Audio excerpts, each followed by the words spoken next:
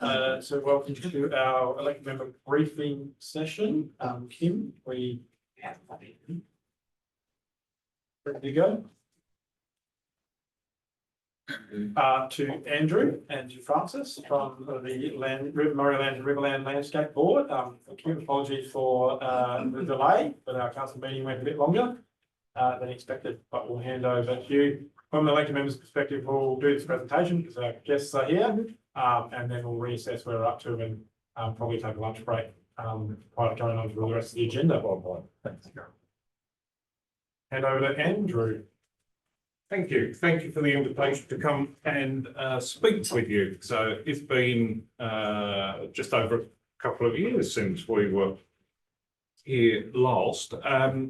The mayor sent through a couple of comments, but I'm happy to play it by ear. What would you like to talk with us about? I've got a 60-odd slide presentation, and that will mean that Carol has a copy of that, and anything that you want to talk about when we're not here or review, you can.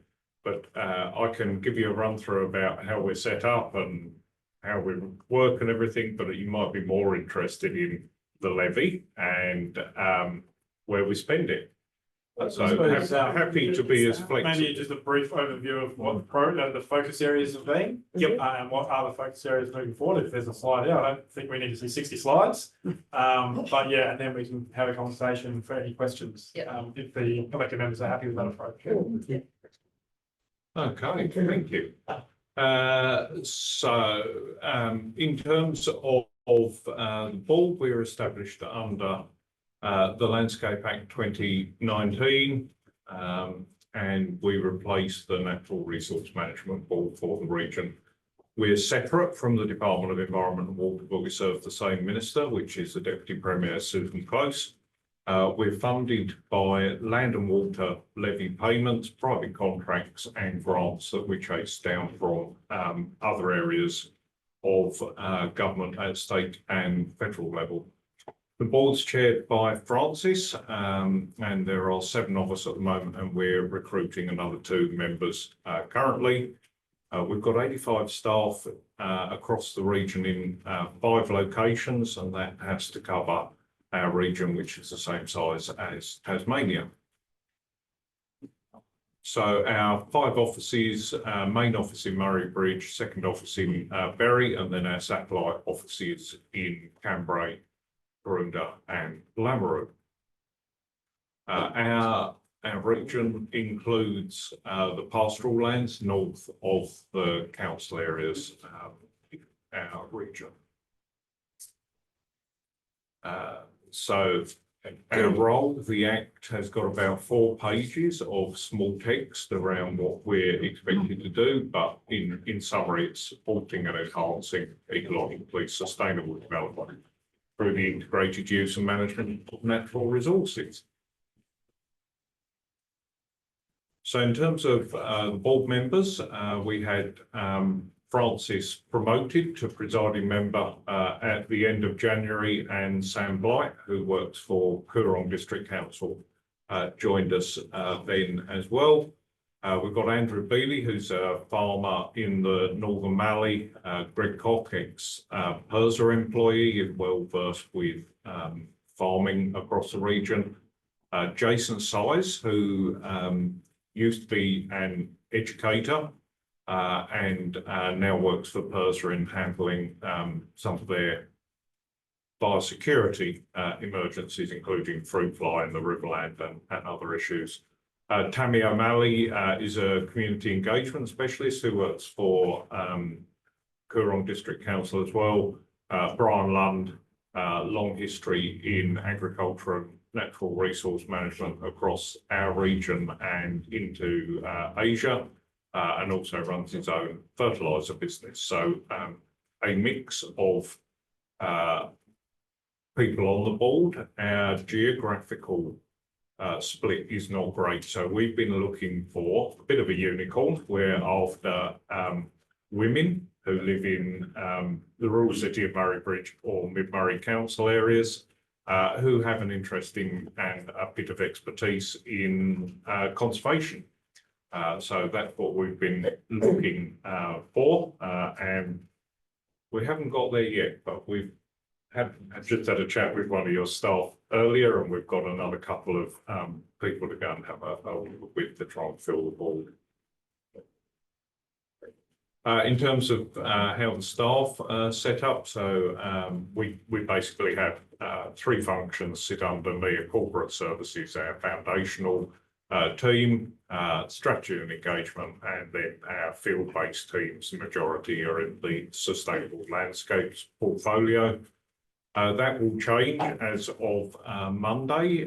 Amy Lee, who's currently the manager of strategy and engagement, will become the acting general manager through till the 1st of September, whilst my role is recruited to.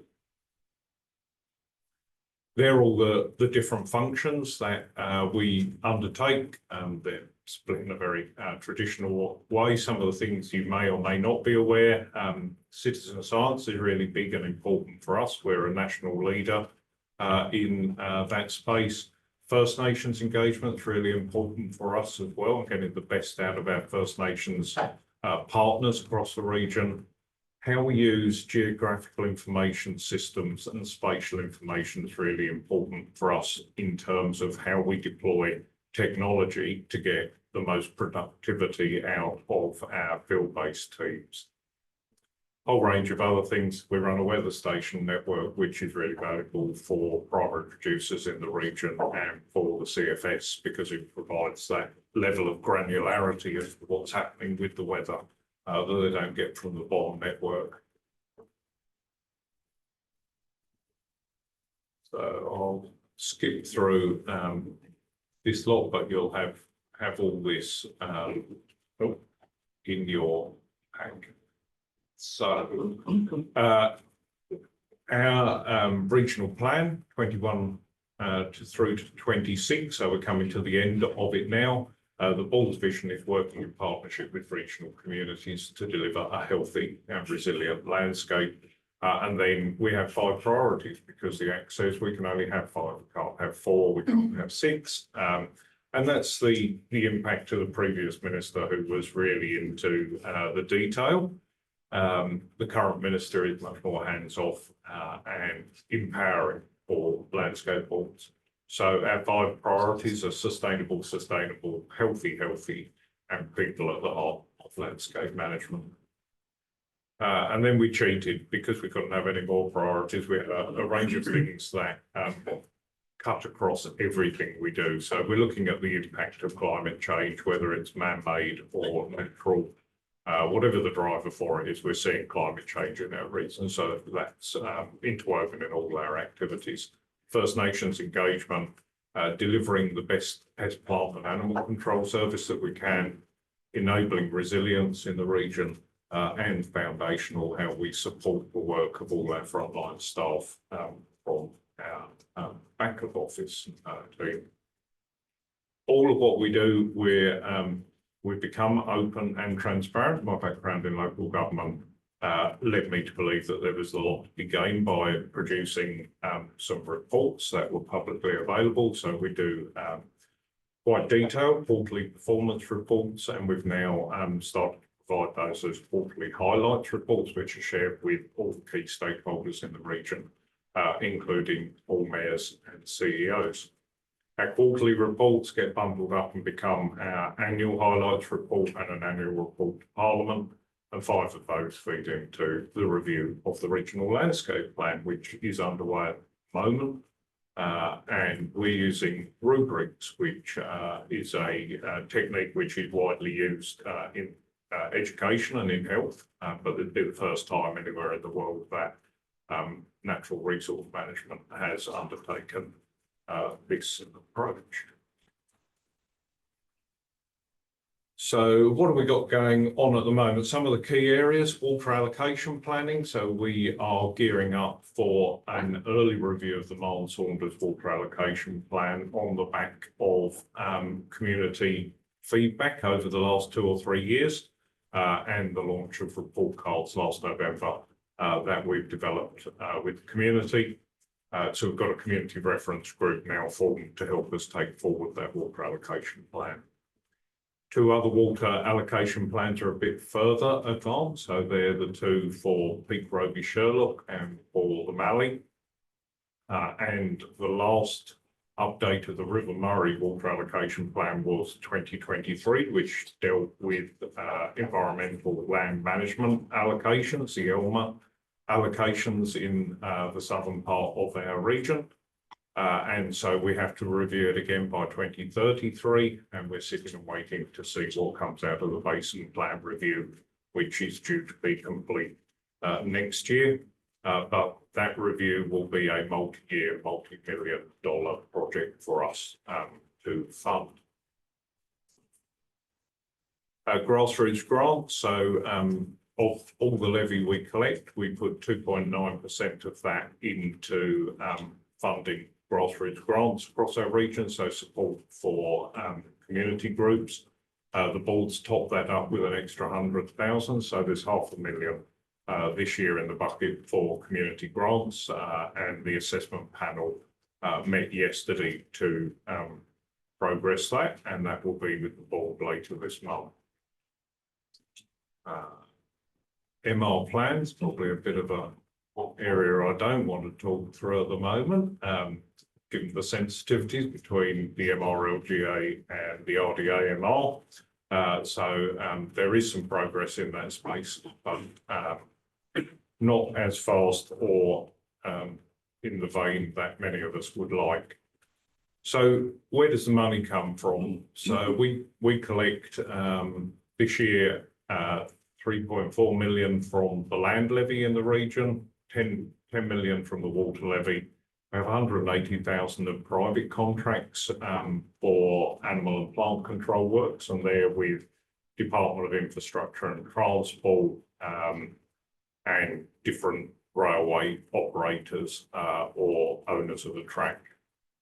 And then our other main area of funding at the time, not all of it was locked in, so it was only showing a 1.2 million, but that's coming at probably around 3.5 million a year, is our Commonwealth funding from the National Heritage Trust, which is where all the profits from the privatisation of Telstra went to set up a fund that would assist with natural heritage across Australia.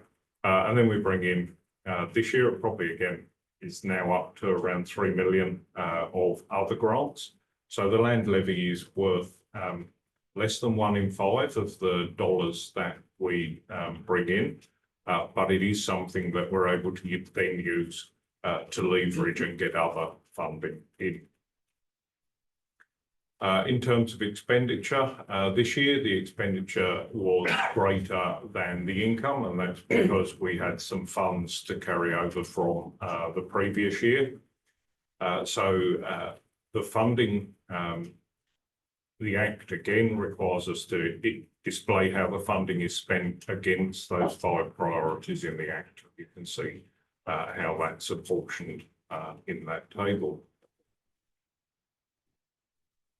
So some of the projects that are being funded from the levy this year, heritage agreement support. So this is enabling landholders to get to a position where they're happy to enter into heritage agreements with the Department of Environment and Water, and then to provide them with some funding to undertake activities to be compliant with those heritage agreements.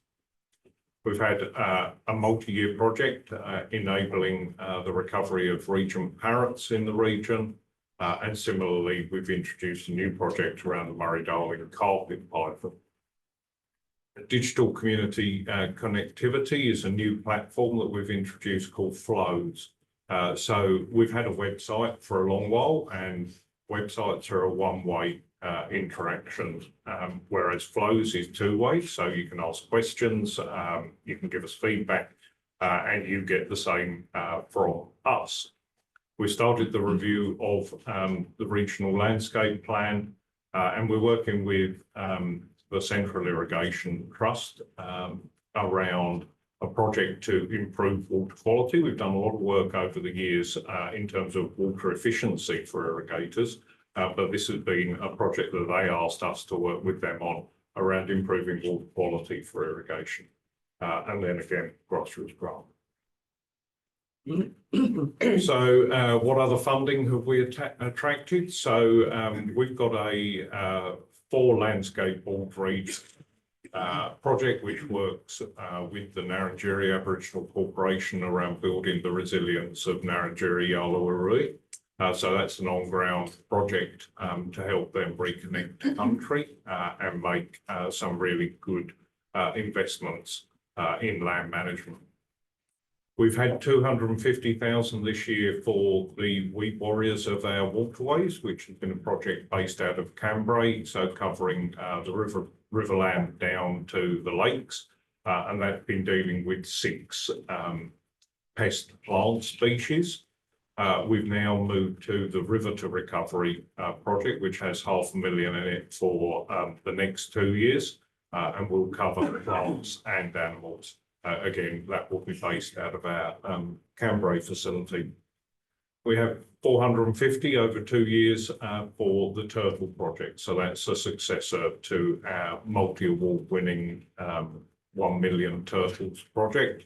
And we're also working across all 8 regional landscape boards with soil extension activities to assist landholders in managing one of their most valuable resources. We also get some money from DW to manage 123 wetlands in the Murray. We don't manage any of the really big ones like Chowla and so on. We manage the smaller ones that we're managing in a way that will enable them to be reservoirs for bouncing back or bouncing forward after the next drought.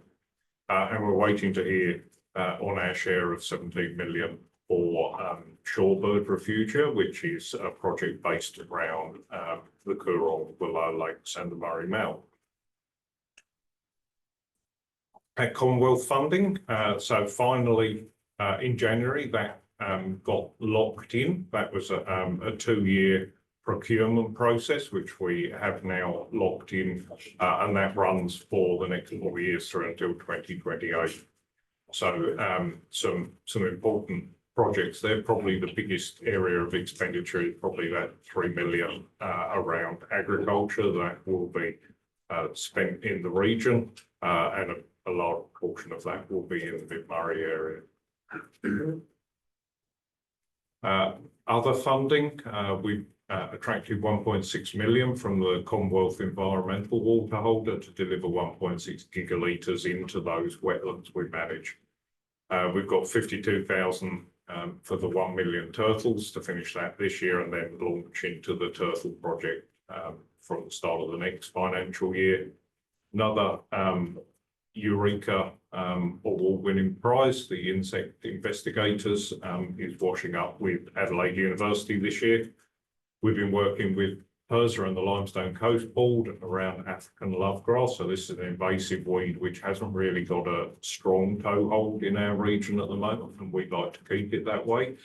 So because of its position low on the invasion curve, we've really tackled that hard, and there's been a number of landholders in your region have benefited. And we provide executive support for all the other landscape boards. So our annual business plan, as I've said, a lot of things are specified in quite significant detail in the Act. So we are limited to CPI, capital city CPI for the September quarter.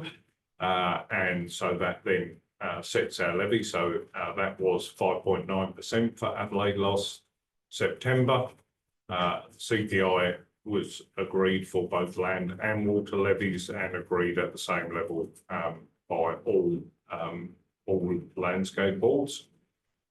We've investigated whether to introduce a land levy to those areas which don't lie within council areas, and also whether an increase to the minimum fee for water licences should be introduced, but decided at board level not to introduce either of those. So The previous year, we put our levy up 5.9%, and this year the capital city CPI was 3.2 for Adelaide. Just on that, Andrew, so you said the budget when financial year? So the board set the bucket that they want to collect in the November of the year preceding collection. So you're using a CPI for a financial year that's 9 months old? Yep. Yeah. Andrew, on that, we've just had a report, our annual business plan report, that says our landscape levies are raised 9.36%. No, It is. So what we paid last year. I can put it up there, what it is. I can tell you what it is for the current year. You've just had a letter from us, I would think, about what's planned for next year. Yes, Yep. yes. So next Yep. year it's going up 9.36, not CPI. Yep. It's not acceptable in a cost of living crisis on the back of a flood in the middle of a drought.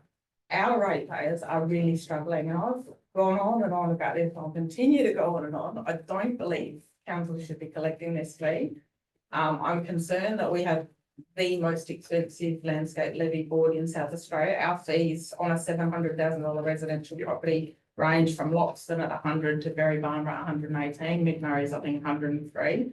Yeah, Adelaide City Council, the same property, $12. The rest of the Metro Council is about $50. It's wrong. I really would hope that you guys on your board can start advocating for us, because we are struggling. I've got a rate, and I mentioned this to one of your board members who said, oh, but landscape levies are nothing compared to council rates. But $20 to one of our ratepayers right now is $20. Yeah, and the board get that, but your figures are right. That's the long and the short of it, and I can put up the right figures if you'd like. Yeah. So here's what you've got. Your so if you think what we collect, when I'm talking about increasing by CPI, that's an increase. We understand that because we are a council, but you're increasing over all of the councils. So some councils or areas are winning, but our ratepayers are paying 9.6% or 9.36% more. No, they're not. No, but quite clearly they are not. So what we do is we allocate the CPI is to the total value of money that we collect for our region. And then we have to wait until the February, again prescribed, to get the SALIS data. So this is the state government's database about the property value. So the valuer general goes around when a property is sold, it automatically updates, and then on an ad hoc basis, they would visit different council areas, different regions, and update the valuation for those properties. So for Mid-Murray, your land value went up between the capital value for the whole region went up 9.2% between 2023, 24, 24, 25, which was the lowest amount in the region on the back of the floods, because capital values declined on the back of property damage. So that meant for Mid-Murray, your landscape levy came down. Didn't go up. You were the only region, apart from Berry Barnborough, that came down. 0.09% was the difference last year, but this year it's going up by 9.6%. Okay, so that's for your council area? Yes. So I at don't the care about the moment, rest. All I care is that everyone in South Australia should pay a state levy based on the same calculation. I find this really upsetting. so They don't put it on revenue and say they collect it, you get it, we don't have anything to do with it. Our full cost attribution, I think what I've said, I'm trying to get the figures from him, is it isn't even collecting, isn't even covering the fees that you're paying us to collect your fees. And we're paying you levies on stuff we haven't collected. And I spoke to you about this last year. We've got $2 million in outstanding rates, which means we've paid you about $50,000 that we may not ever collect. And we're thinking that, I'm thinking, I don't know, but I'm thinking the rates unpaid will go up by another $1 million on the back of this now. yep. And so we wrote to you on the back of the discussions that we had and explain to you what the new process was, because under the Landscape Act, for the first time, councils no longer need to carry that bad debt. The bad debt can be transferred back to the Landscape Board, and we gave you what you needed to do to make that happen. So I hear and I get what you're saying, Simone. I really do. Yeah, I've lived in the region and I have been an advocate for trying to improve what's happening. But there are some things that just aren't quite right, but some things we have been able to deal with and get some progress. So for me, comparing 700,000 properties is not right, because when you look at December 2024 figures, Adelaide properties, you're looking at a lower. But the quality capacity of someone that can pay, that owns a $700,000 house in Adelaide, is the same capacity as someone that can pay owning a $700,000 house No. in Manning. It is. No, it isn't. It is. If It you can afford a 700, it doesn't matter where you live. There is no way that income tax would be based on where you live. It's on your salary. So it should be based on a house in whatever region. If you can afford that amount of house, that's the landscape levy you should pay. Yeah, so what I'm saying is that the basis is around a median house price. So that's the average house price in your region. So 700,000 is almost 300,000 below the average house price. It doesn't matter. No, the but it average. does when you're trying to understand how the levies are set. So when we looked at this a couple of years ago, the median for Murray Bridge was 325. I'm I not was talking about median. surprised. Somebody moves up here and, Yeah. and can afford a little bit more of a house. It doesn't mean they have more capacity to pay than someone from Adelaide. Just No, because they got a more expensive house in Ranham than St Anne's. Yep. It's just not fair. but it does explain why there's a differential, because you're paying your Blanchetown, the average price or median house price for December 24 was 290,000 for a property. So if you're. To me, it doesn't matter. If you can afford a $290,000 house in Adelaide, you should be paying the same levy as a $290,000. But your house in capacity to pay, if you're earning $100,000 a year, is much better living in Manham or Blanchetown than it is in Adelaide. Oh, I don't know if that's true with the amount of transport, I disagree with our cost of fuel It's and not having transport and It's just basic maths. The capacity to pay is is less. increased. It's what you choose to spend it on, and we all know it costs more to live in a regional Yeah, area. definitely. So having got all Francis, sorry, the- Andy, can I ask Francis, so what's the board's position on this? So what consideration does the board give, as this council has just done on their rate increases and CPI and all those things, and we have to try to reduce as much as we can? So what's the board's position on not just using CPI as a guide, especially with CPI for 9 months? Yes. Oh, So the, We have that. Sorry, I asked Francis. We have that discussion in pretty in-depth discussion. We, all the board members live in the region. And we think it's at this stage, the fairest tool that we can use. That general managers continually look for better ways of doing things and bringing them to the board so we can make, you know, the best decision on the day. But, you know, I think it's the fairest way to go. This year, we being staff, had lots of discussion with the other general managers, and the decision was that all boards would have the same CPI across the state because the state's in dire trouble. So the board, like councils, has to survive and meet its legal obligations. So we also have to make sure that happens. So So you're looking for any savings, you know, we closed the library on Saturday to save $6,000. So when you're telling me that the levy's nothing compared to council rates, we're making changes. so if you look at our budget, most of our money comes from outside of our levies, whether they be land or water. And yeah, and like your council staff have got far too much work to do with the amount of staff you've got.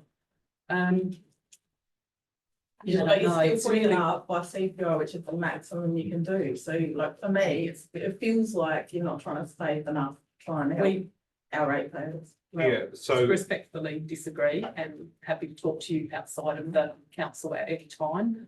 But the board members really feel strongly that we too have to meet our legal obligations.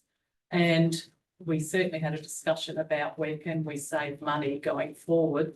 And that is part of our annual plan review too, is to actually look at what we do and while we do it, so that going forward we can make the best decisions and maybe save some money. So is the board requesting any further support? Like if we are the most expensive and it's because of our region or what our size, Tasmania, whatever, are we begging for additional support from the state to say we can't keep putting the levies up? So Andrew, if I speak to what the project and Get managers.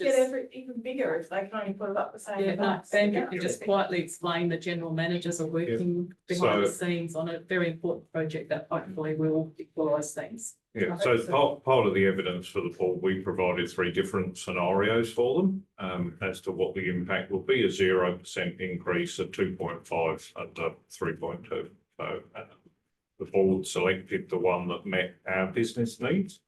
Yes, we are constantly looking. That's why we've reduced our reliance on the land levy year on year by trying to find new sources of funding to support that work. So that led to the Act specified that there had to be an independent review of the Act, and boards were really clear that they didn't feel there was adequacy in the funding arrangements or that there was equity.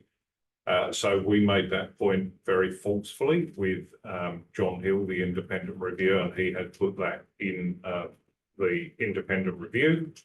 A number of things that were uncomfortable for the department, and the minister have meant that the reviews not been, government's response to the reviews not been published yet. But we have progressed that project full stop because we see it as being, it's not fair, Simone, I do get it. There are householders in Adelaide paying $12 a year. And for every other region, we're the ones subsidising the metro area. So we've started to pull together the figures on that, and my colleague for the Hills and Florio Landscape will be leading that project for the state, and there's a working party of general managers and business managers pulling that together to look at what the future of the levy needs to look like. The minister's quite clear she's happy to seek equalisation and rationalisation of the levy, but not in this term of Parliament, which means we've got to wait until February next year. So we're making sure we've got all this lined up so that metro levies will come into line pretty much with ours, and at the median house price, ours are equivalent to the big 4 landscape. That's median household. So we have people that live in Teacher Gully, they have a $600,000 house in Teacher Gully, and they decide to move to Mountain and they buy a $600,000 house. They have no extra income, but they're pensioners, and their levy has just doubled by moving to Mountain. It's not fair. And I think within the cities, we see probably the lacking of environmental protection, whereas here we've got the most valuable, longest stretch of river to protect. We have the wetlands and reserves that I think most city people would feel like that they should be responsible for helping regions like us to maintain our natural environments that all of our tourism relies on from those city people coming up to visit. They want to see it looking beautiful and natural. And, I think there is a higher capacity in the city through work opportunities, through access to public transport and other things to be able to have a high household income than there is definitely out here in our remote areas of the Mid-Murray. And I think that's what's really playing on us, is we care the most about environment out here, and we have probably the lowest capacity to pay those levies, whereas in city where they're just drinking water bottles and not caring, like they should be taxed or levied higher, I think, than it just being standard across to the house price. And that's what what Andrew this said, piece that of would work be is good. doing. That's a It's great about idea. bringing the equalisation to our level, brings in another $32 million a year for the state, because that's the value at which we're currently So they're just gonna subsidised. charge more, so we'll still pay the same. Yeah. So I've got to ask, I mean, I sit here and don't normally get sort of a lot of feedback around the levy. I always get feedback around the collection, and I'll get that. It's a historic thing, but at least now, the bad debt we can own instead of you owning that. But I'm lucky, I've got a good job and a good income. From what you've just said, you really value your environment, so is it worth $1 a week? I have a ratepayer that has $11 left at the end of her fortnight for food. She We're probably poor. doesn't think that it's worth $1 a week.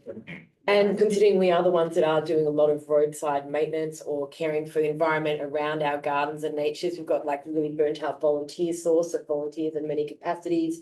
You know, we've got an aging population out here of retired people that definitely care about the river's ecology. Like after the flood, you saw how many people just put their hand up to get all the crap out of the river of their own accord just because they cared. Like we do have a very caring community when it comes to the environment. But we just have the least capacity to spend on it, and we do the least damage to it. So it almost feels like those who are doing the greatest damage, which are our major cities, centres, that they, and those richer suburbs where they're obviously, you know, they're not looking at a $700,000 home at 25, they're looking at a $1.5 million mortgage at 25. They've obviously got a much greater capacity to service a $1.5 million 30-year loan than people out here are getting. You know, we don't see too many $1.5 million homes being bought by 25-year-olds out here. So, yeah, I do feel like we've got a different demographic of age, we've got a different demographic of social economics, but we've also got a huge area of natural bush and, you know, really important heritage lands that haven't been cleared, that do need its protection, and we know that. But I just think it's just like another thing that's coming onto us where we're going to have to pay for that ourselves in ways that I think those other councils are getting away a bit easy. Take it off the council rates and we'll be quite happy, but I love the work you're doing on equalisation, because I think it needs to happen. Oh, And yeah, if you can just then equity. get it off the council rates. then So if we go back to council rates, I was around and on the NRM board between 2000 and 2006, and also on the Knox and Wakefield Council. And I can assure you that the board, which is now our landscape board, did not want councils to collect the levy, but there was some deal done between government and the LGA and whoever the reps were on the board. So not all boards actually wanted the collection to be done. And I just can't see that anybody, now that it's in place, I can't see that anybody's going to change that without you actually lobbying Susan Close. Yeah, which I have, and I'm starting to speak to the LGA. But I think back then when that happened, there was no revenue at say emergency services. There was levy. indeed, because Oh, we was there? asked that would be the case to be the collection point. We thought that was the best place that this land levy could be collected. So Well, it was we'll continue to certainly discussed, and I just want to put it on the table because it's really important that history was pushed, and you know the decision that's made is the decision we've got to live with now at the moment. We'll lobby. Yeah. We love the lobbying, don't we, Simone? And just on the back of Victoria's comments, like some of our city counterparts, when they come and visit our region, they are some of the worst offenders for making a mess of our region. Mm-hmm. And every Happens time we have a across long weekend, there's the just whole Yep. board rubbish region. everywhere that we Yeah. need to clean up. Those people should be paying a double levy. Yeah. So I think where we're ending up is pretty much we get what you're saying. You get that the environment is important. Our workload's not decreasing. Yeah, we've still got to find ways of running the activities we do across the region. Whether that's value for the levy or not, you know, is subjective, I suppose. And you may have a different view on us. The last 20 or so slides will explain to you what we're up to, and I'll leave those with you if you like. But I think normally people are amazed at the breadth of work that we do in the region, and certainly I know you're the second largest council in the region, but you actually get the biggest expenditure in the region because we don't spend a lot of money in Murray Bridge.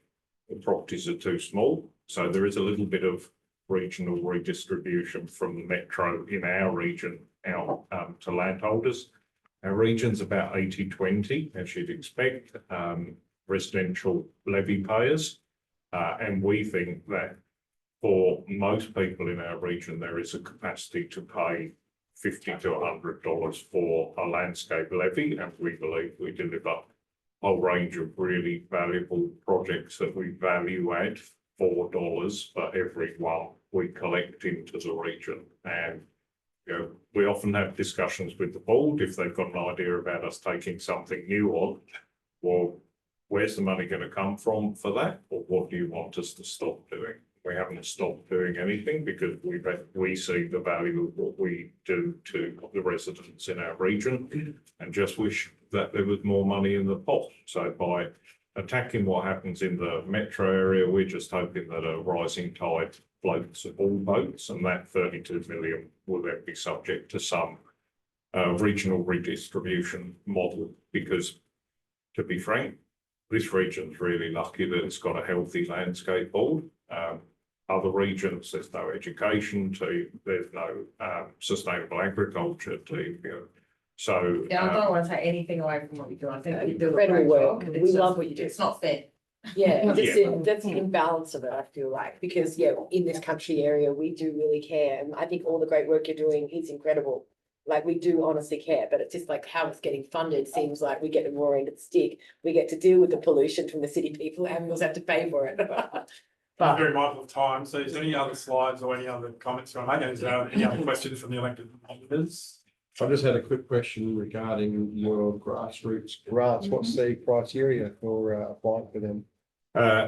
Any individual, any community, any community group, any school Council. can apply. And councils regularly apply. There's 3 levels to them, sort of up to $1,000, up to $10,000 and over $10,000, if I've got that right. Yep.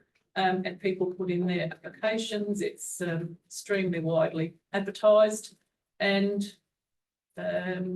every time people put them in, it'd be like anything council does, over prescribed. So Just another, is it match funding or? No. We like some evidence of in kind, which is generally landholders helping with the work or leading the work on their property. So the last round of grassroots grants, there were 10 different groups applied, and 12 different grants were funded in this region. Turtle monitoring, Manham Community College applied for funding to support young environmental leaders forum attendance, and we funded their agricultural education. Erosion and landslips in the Marne catchment were funded some restoration work there. Tree planting, 2 grants from Murraylands. Kalula Station, I think, got funding for southern hairy-nosed wombats. Springwater for Stock and Nature was an experimental project up in the Eden Valley. So funding for Nature Reserve, Regent Parrot, Morgan Primary School, Bush Tucker Garden and Yarning Circle. So those projects totaled 188,000 last year. And there are some good projects, including keeping Mid-Murray Land Care going again this year, that will be recommended to the board. Anything else, Andrew, you want to cover?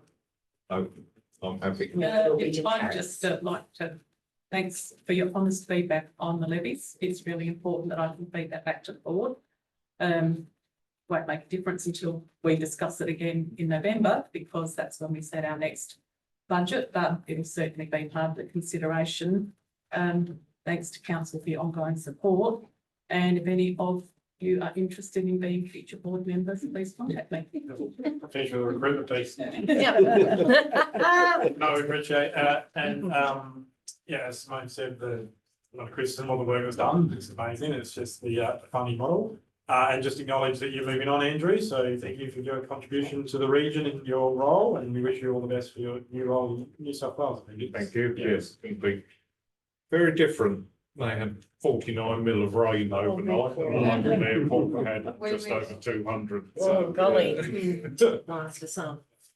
Thank you. To elected members, I'm sure you would like to meet me and have a break. There's still a bit to get through because we're running significantly behind. So first item is the board agenda. Any questions, comments? No, so we'll go straight The into, extra one we have today, cemetery. oh, yeah, Carol will have that noted and that'll, yeah. Actually, I wouldn't mind adding a landscape board, because I wonder if we brief about whether we do a motion to the LGA AGM, trying to get some equity. I will capture that. So Gary, we'll go on to your presentation. Excellent, thanks, Ben. Before we dive straight into the policy and schedule, just go back to a couple of questions that were asked through the feedback that I first circulated to members in terms of what we're hoping to achieve with the policy and schedule. So going back to a couple of things, and actually it's actually on a report that was attached to one of Dave's reports today, was a report by Jeff Tate regarding the organisational review. And actually, he and his recommendation talked about the need for a consistent approach in developing and documenting service standards for council, and that, you know, these should be developed, and that, you know, the financial implication of services should be developed as well. And as I said at the briefing, we have a policy and procedure framework that outlines the types of policies and procedures we have, and it talks about service provision policy. So by virtue of those, you know, the purpose of the document is to provide transparency and accountability around the services that we provide the community, both internally and externally. In terms of software, there was a question around that. There was various softwares that were quoted by Councillor Walhurst. Those sorts of softwares are very good for corporate strategic planning. They don't necessarily suit this type of document in the way it's structured in terms of maintaining. I've been exposed to a couple of the sort of softwares that Georgia raised. They are very good from a corporate planning, action planning perspective. Council wants to track projects and programs that it runs within its corporate plan or community plan. And depending on the nature of council's appetite as to whether a software is appropriate, one is based around risk, one is based around HR, some could be based around finance. So it's really depending which you're looking to do. So yeah, you can get something off the shelf, potentially to maintain a system like this. But I would say that there's probably very few that would sort of delve into this sort of style. If we did a service level plan, that would be something different. You could probably incorporate some of the software. The other question was in terms of current service standards. So I did circulate what is the current service standards. We have the Community Services Charter and we have the Compliance Service Standards. When we get to phase 2, working with Dave's area, there will be a whole host of existing spreadsheets and other word table documents that will be brought into this schedule. How many? There was a question about policies that are going to be superseded. At this stage, we're not superseding any of the existing policies by bringing the schedule into place. But over time, it might be that some of our existing policies may be revoked. So there will be no need to be covered by a policy, it's going to be covered by service standards.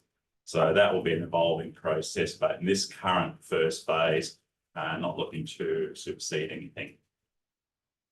And the last question was about whether this is tried and tested. My response is yes, it has been tried and tested. While there are no councils that have service provision policy, as our current framework talks about, other councils do have a corporate planning framework policy, and they do define service standards within their corporate plan. or service plans. Again, I've worked at the council that had service level plans. I've worked at the council that's had corporate level plan where this level of service standard has been in some way captured. And nationally, there are other local government regions that are required to have this sort of level of documentation of their service delivery, particularly local government in Victoria. It's actually a mandated requirement that they have a service schedule or service catalogue. So it has been implemented interstate. So my research has gone far and wide in developing this template as much as possible. So that's just an introduction to answer those early questions. So as I said in my email, the intention is to go through this section by section, by exception. So if you have any concerns, apparently you can bring it up. So as I said, I'm hoping you've had time to digest what I've seen. I know it's a lot, but like I said, I just wonder if you've got any concerns. So if we go to animal management, which is our first one. So it's, like I said, by exception, if you've got anything that concerns you, I don't think that autos work, Carol, let's scroll down. Can't click on them. No, can't click on them, yeah, not yet. So yeah, does anyone have anything to raise around the service elements of animal management? So again, this is predominantly the area that we've seen today with Mark explaining in terms of the animal management compliance. So dog and cat control predominantly, along with some of our livestock and other animals. No questions, no comments. So just to come back to that, obviously there's still some gaps in this, the operating budgets and the service delivery FTE numbers and the business continuity risk are still to be resolved. No comments, no questions on animal management. Just in regards to going out to public consultation and stuff like that, the public will see this document with all the revenue and expense and salary and sort of stuff like So that. this is going to be a public document. I've asked Laura the question as to whether this needs to go out on public consultation. Sorry.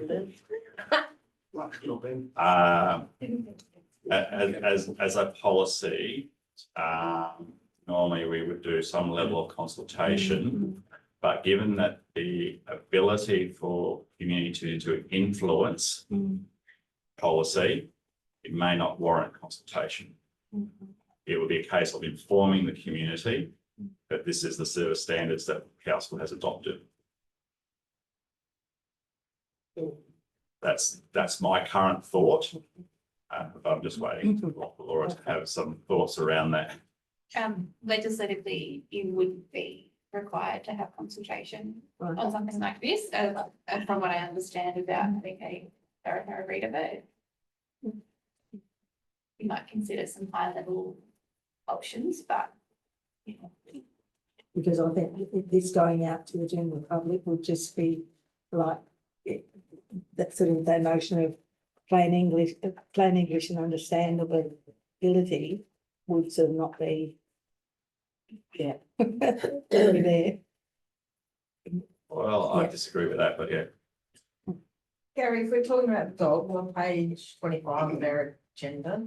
High focus activity, excessive barking, investigations within 5 business days. That's when you start the investigation. Within 5 days, yes, Yeah. but normally, we'll commence day 2, day 1, day 2. So after the phone call, within 5 days, we'll at least get hold of that. It might, that for We need to be initial more 5 clear days. there.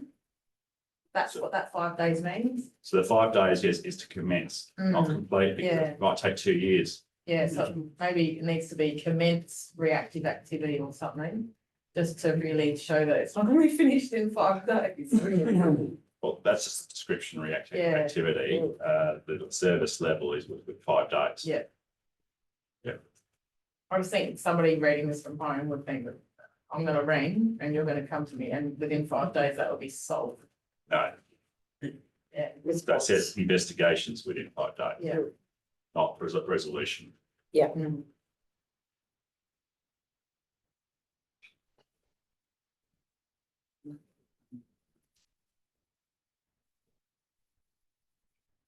Can we change to commence within 5 days? In front of everything? That's not really clear. Clear, yeah. But this is a document that'll be available on our website. It's basically even though it's available for everyone to see once it's completed, it's for our internal understanding of our response rates and standards of delivery for staff. I think they'll be looking at this a lot more. And Well, council, yeah, and also community. like remember, so if someone's calling out saying 5 days is not enough, well then we might have to put on another dog compliance officer, so then we have to determine that to try and get that down. And that's what this is trying to show, is that Okay. based on current resources, this is the service standard. Based on our current resources, Yes, not our so, optimal. so this is based on current We can capabilities. do This is what So we have to in do. developing this, we've gone back and sort of, okay, I've asked the staff, what's realistic? Yeah, okay. Can this be achieved? Yeah, not like. This all is our not a standard lie. we're trying to work towards. This is what we can Not do. a high standard. Not the time. So, medium standard. so for instance, if we said, you know, Great we've got words. two officers, 5 days. And if, Yeah. and if for some reason that 5 days becomes regularly 10 days, that's either saying they're not working hard enough, or there's too many complaints coming in for 2 staff to handle that level within 5 days, Well, you got a vacancy. or we got a vacancy. And this is what Mandy and I learned in that infrastructure training that we did, is sometimes the elected members put a lot of pressure on staff to have really high service standards. We need to realise what that costs, so that's where, when all these figures are input, if we want the time half, well, then we're gonna have to double the resources. And well, we're okay to do that, if that's what we. that's do. exactly Yeah. the purpose of this. So you can say to us, okay, or you can ask the question, is what does that service cost? Under the current service Yep. levels, Yep. costs 100 grand. Mhm. You want to change it, get rid of it, or you save 100 grand. If you want to improve Increase it, it. double, More. costs you. Mhm. And we can use that with conversations in the public too, like the landscape board just did. Well, hey, we can do better in our service standards, but it's gonna cost 100,000 more. What are you happy to lose?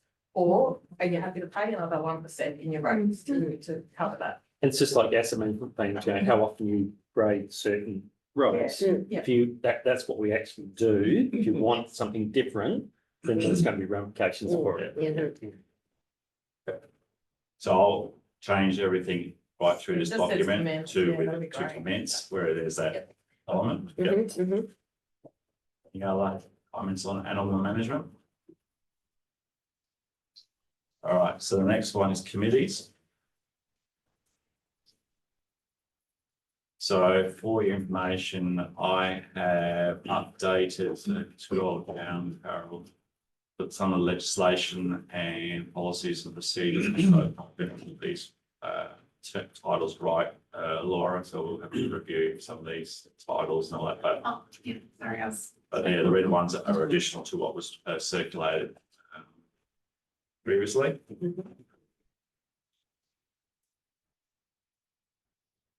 So any questions or comments from committees? Very much it's just detailing who, how they meet and the like.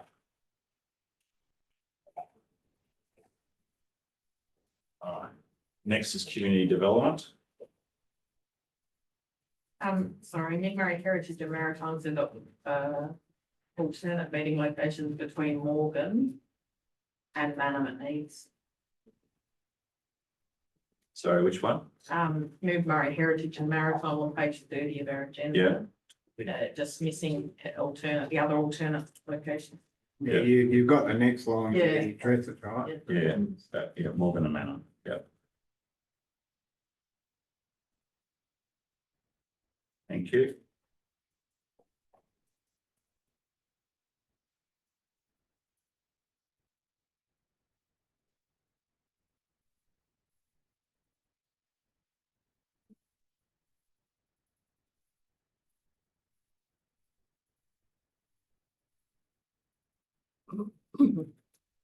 So the next one's community development. And this is one definitely a work in progress, given the community development strategy. So this is sort of just trying to capture some of the higher level elements of that at this stage. I think what we agreed to today is the events go to community development, we agreed to that, or that's No, that's to be part confirmed. of. Yeah, what is the events don't sit within the structure that we're looking to progress.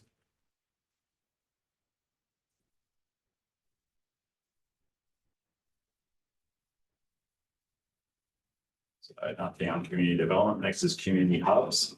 So this covers off on Morgan, Blanchetown, and then Institute.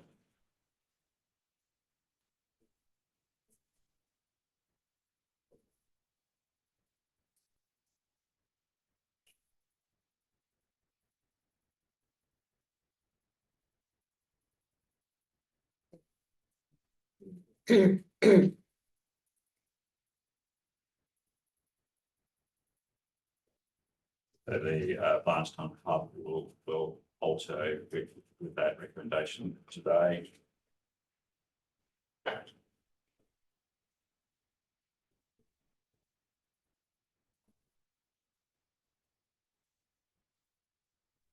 Comment there. So next is community planning. So again, one that's probably sort of in a phase of development with the new community development strategy. Key element there is obviously the community action plans as part of that strategy, preparing those.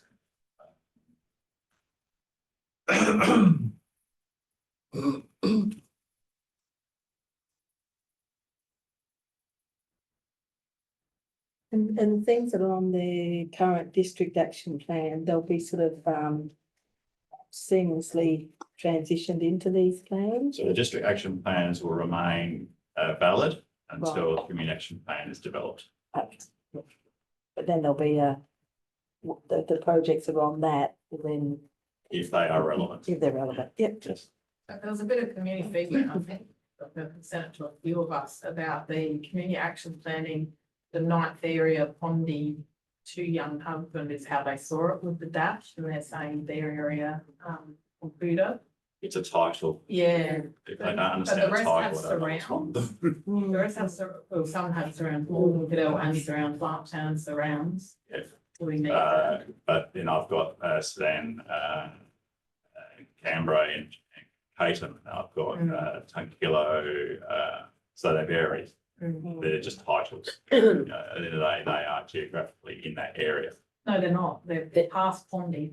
The Pondy's before them, that's what. So it should be like Pondy Pompuda Young and Young Husband's there, Husbands. and Between they're over Pondy here. and Young Husband, like Pompuda. It's a geographical area. Mm, It's a map. They're within it. mm. I don't see the problem. I just don't understand their logic. I don't. We could call it District 9. Yeah, Okay. Yes. but I I mean, avoid that then.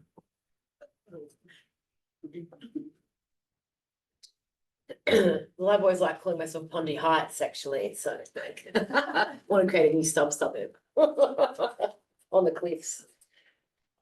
If we change the name, we're going to have to change that now because a number of areas now which have adopted those 9 areas. Well, it, Victoria's one. Who do I talk to in Pompuda? Carol. Carol. Actually, I think There's she another must just Victoria be in able to- Pompuda, actually. I know Victoria. There's another Victoria there. I honestly, I didn't understand what their concern Yeah. was. I guess it's just I because, understand their concern, because Yeah. they're saying the dash is from Pondy to Young Yeah, Husband, that that should be way, very neutral. and you've forgotten about us on this. Yeah. on the edge, so they probably Yeah, thought like it should be in Queer is Pompuda. in the middle, so they can't complain, because Yeah. it's from there to there, it's So because they're not looking at it as a geographical map, they're Yeah. just looking at it from No. point A This to point is, B. Yeah. And they're like, what about Pompuda? Why aren't we mentioned? And we might put it that way, that we know what it means to include. Yeah, all, to but- include. If they look at a map, they'll see Yeah. that they're included. Included in the Yeah. map, yeah, they can look at the map.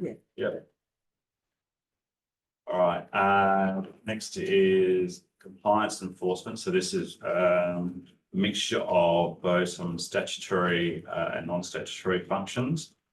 So again, a lot of it is at the moment focused around service, customer service, deliverables. I just have one question in regards to, like, we kind of talked about it before with the reactive activities of the initial response within a certain number of days. And then you've got here final response depends on complexity of the request and availability of resources. Should we have in bracket like an average of what our for responses are on average of some take a week to resolve, some take a month? Some take 2 years. Some take 2 Some years. still unresolved. So do we ever do a means of that? So we have an understanding of rough time frame No, things? too- No, it'd be too too hard. hard. Okay, Too hard. just wondering. And That's then a question. one specific thing could blow that out. Out Yes. hugely, yeah, Right. true that, Yeah. true that. Mhm.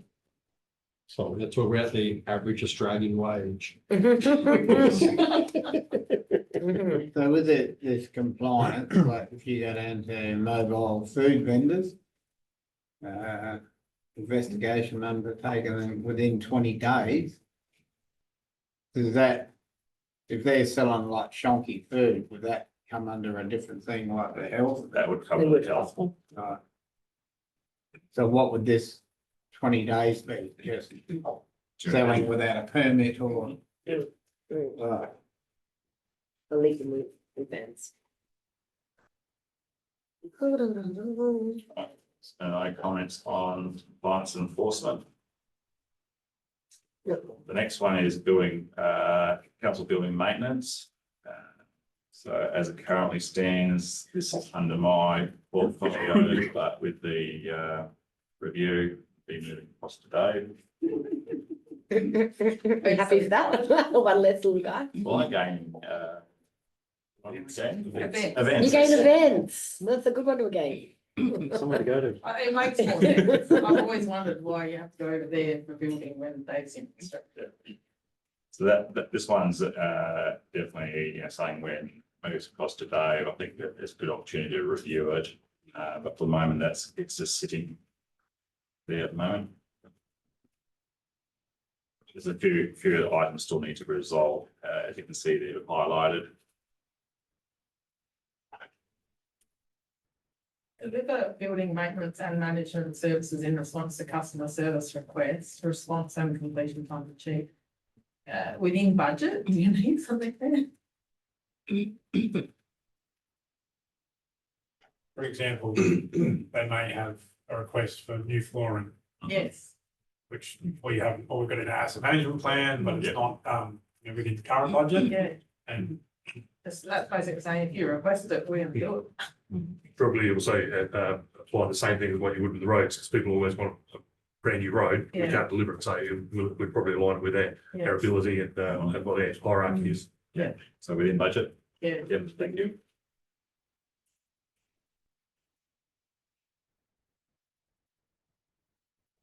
Next one's customer service. So this one sits across obviously all our portfolios. But this is the first draft in this one.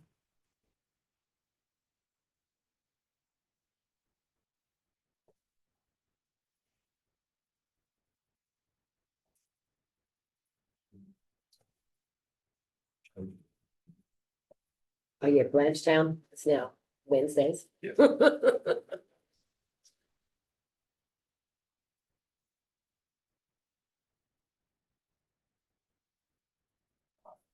Next one's economic development.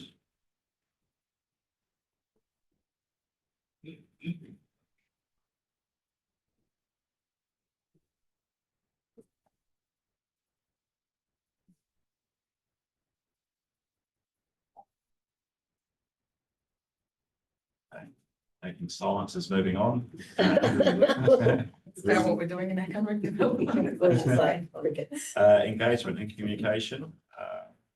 So this one again goes across broad spectrum. Francis, we're Victoria. How are we going to engage? How do we engage more?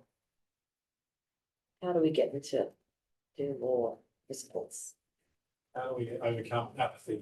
Meat trays. Everyone loves a meat tray raffle. We offer a Mount Pleasant or Pondy meat tray, and then people fill out the forms. They will. If you don't Give them a meat engage tray. more, your rates might go up. Well, Well, that's how no, we threatening. get them to go. Just say it's 10% this year. We threaten and then they all give a response. That's not great. I think it's an incentive is better. A voucher for the hardware store or something. You need to crack the thing that what they won't commit to consultation and having a voice that way. But they'll have a voice on Facebook Yeah. and get all nasty about it. And then when you go back to read it, they've deleted it, you know, so. I think incentivizing it does help in some way, or creating a subcommittee of people that we can then use a consulting body or something would help some way of engagement, because community consultation doesn't mean much if no one consults. We send it out to consultation, we don't get any feedback, we think no one cares. But then once the policy's in place and it's affecting someone personally, then they care and then they complain. And they're like, Some, we missed a moment. some councils have tried to establish citizen juries. As a concept. So jury's not the right terminology, Like but a panel. Yeah, consulting panel. yeah, I get this wrong.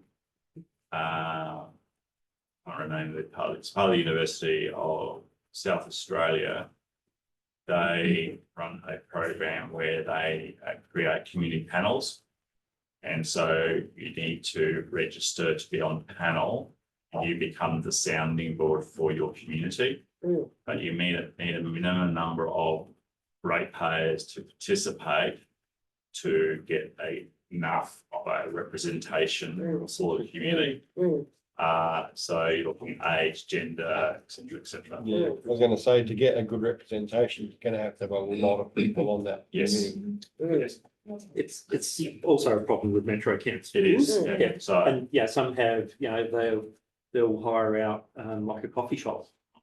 And actually, you know, so free coffee and actually have someone there talking.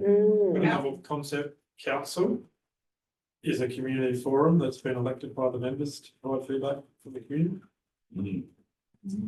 Yeah, so, you know, this is a forum, you're out there listening and you bring the thoughts of the community. Yeah. True. To be honest, I've been thinking about all the stuff going out and thinking maybe I'll check with you guys and see if we want to meet at some coffee shops and just have that chat. I think that the education, like the key to understanding and engagement is always educate the people to understand what we're trying to do and put it in that meaningful way that they do understand it. Like not everybody, you know, will understand at a level, you know, right across the board, and sort of stuff like that. So making sure that we communicate that out is the. And this thing that's doesn't really key. solve the problems, I suppose that's, you know, your community engagement strategy and how we engage in those things that come out of that.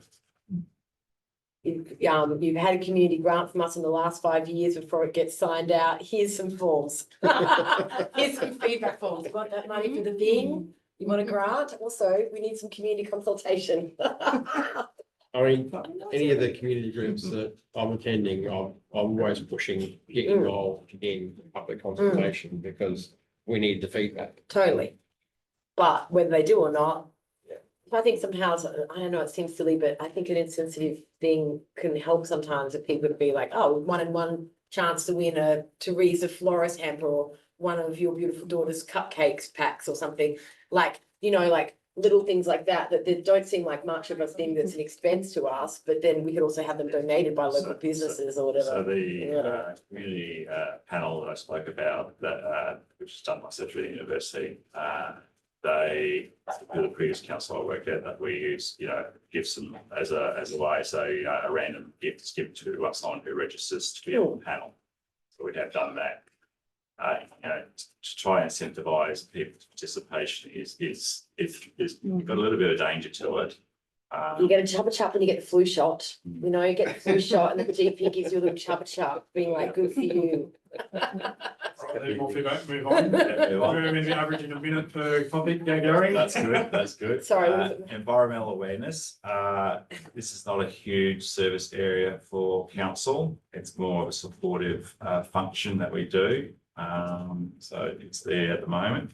On that, if you've got the service outcome and you mention climate change and sustainability, and then you look down here to climate change and sustainability, no current service level.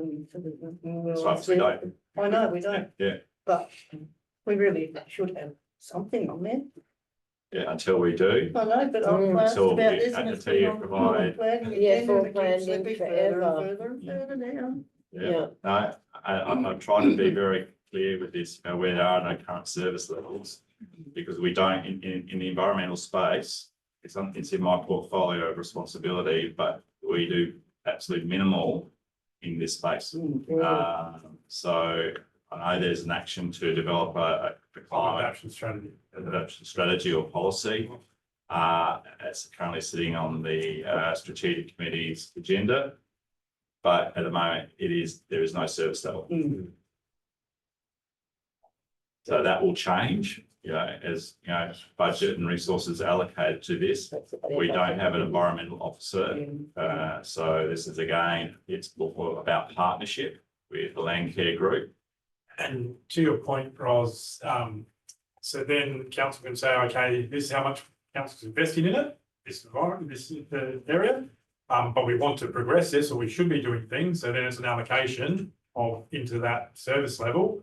And then we can change that and drive that forward. Yep. So. Even bit overdue. Mhm. Just a quick question here on the roadside vegetation. I've brought it up once or twice before with Dave, but I understand there might be resource, might be a problem, but in a lot of areas where we were affected by the flood, like the vegetation has grown right out on the edge of bitumen and in some cases overhanging. Like obviously I'm gonna mention East Front Road because that's where I travel a lot. But I'm sure there's lots of other areas like on East Front Road, the lignin bushes in some places are actually growing out over the edge of the bitumen. And it's this time of year with the amount of kangaroos and stuff that are around, it's very, very dangerous. So, We'll give you a fact sheet on that. I think the landscape board had money for that. didn't they? Yeah. but yeah, I did look into that grant funding, it wasn't a lot of dollars around, in the actual, pool. And I thought if we actually applied for it and were successful, then a lot of other people are gonna miss out on some funding, so there wasn't a lot of money associated with, roadside veg.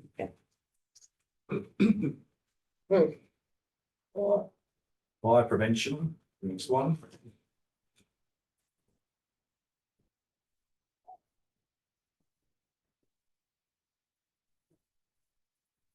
Silence is good, so grants.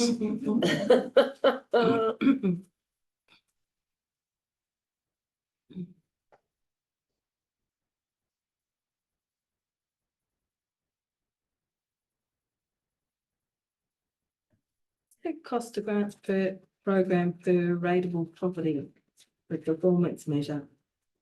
That's not getting how that.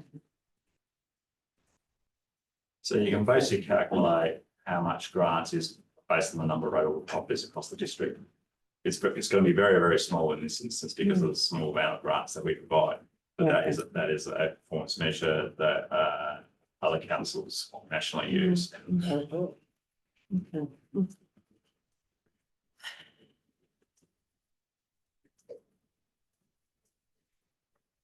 Yeah, next one's libraries.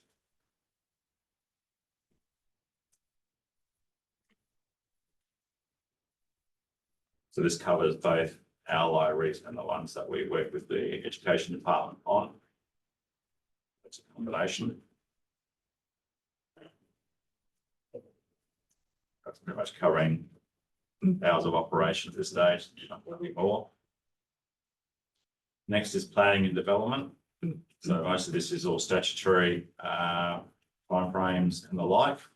So very little that council can modify in terms of the scheduled activities.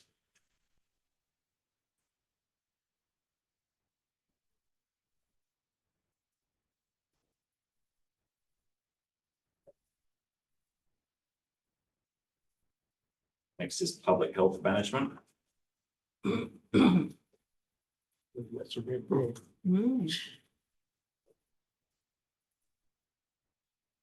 So again, we currently, have a shared service arrangement with the City of Murray Bridge in this space. So we have 1 FTE working across this area.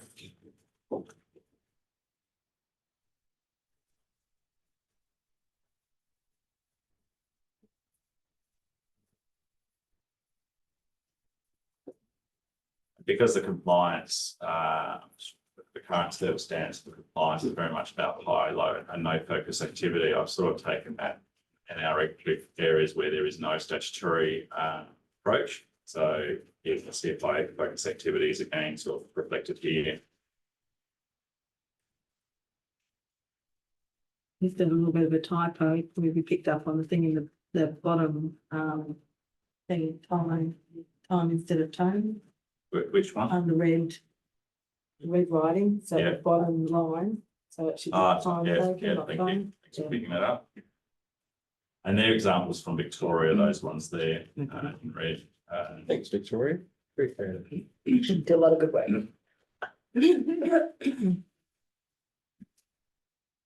All right, next one's reconciliation.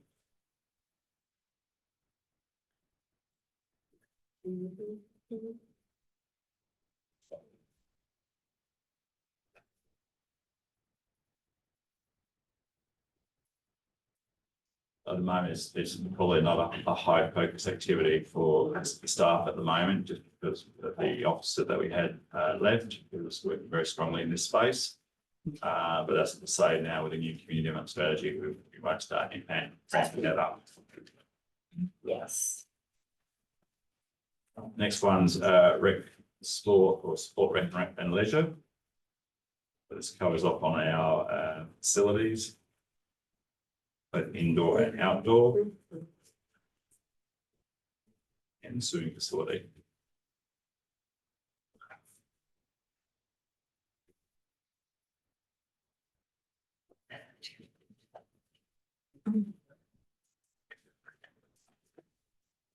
Next one. Can I, Yep. just going back to that, Gary, should there be sort of something in there for, looking at opportunities? So like with all it's said for the leisure centre, so any opportunity that, you know, maximise its use and ongoing, Yeah, so this is capturing the service levels. yeah, Current, It's current. current. current, And not so- average. So if we Yeah. look to increase activity, that's a separate exercise. Yeah. And then if we end up, offering more services, then this will get updated to reflect that. Right. So this is just to demonstrate what we are Okay. currently providing. Hence why the climate change thing is new Is new. and reconciliation plan is minimal. Yes. Exactly. This is current Yeah. standards. But we hope we'll get better there one Yes, day. correct. And again, that's a decision of council. If you want to increase the service level, And the then- Vexman changes document over years and time Correct. of where we so put our if you want to service. put more emphasis on a service, then there's a cost and there's probably a resource. So then you Okay. got to start looking at, from the long-term financial plan perspective, Yeah, are you going to up that service level? So council might want to review their service levels maybe in January mhm, of the year. Yeah. Because to lead up to the budget. uh-huh, Yeah, so this document, once it's finally adopted through all phases, would be through a review with the new council mhm, in line with, as Clive said, first budget of the new council. mhm. But we'll do annual reviews as part of the annual business planning cycle process. Yep.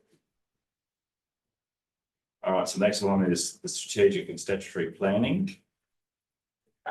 So these are effectively all plans that council is required to prepare under legislation or best practice.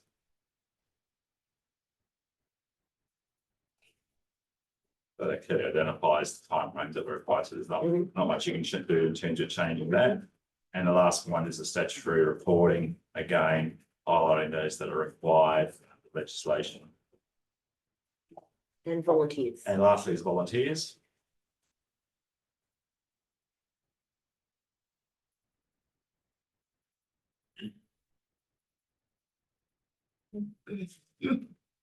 So a few changes, thank you.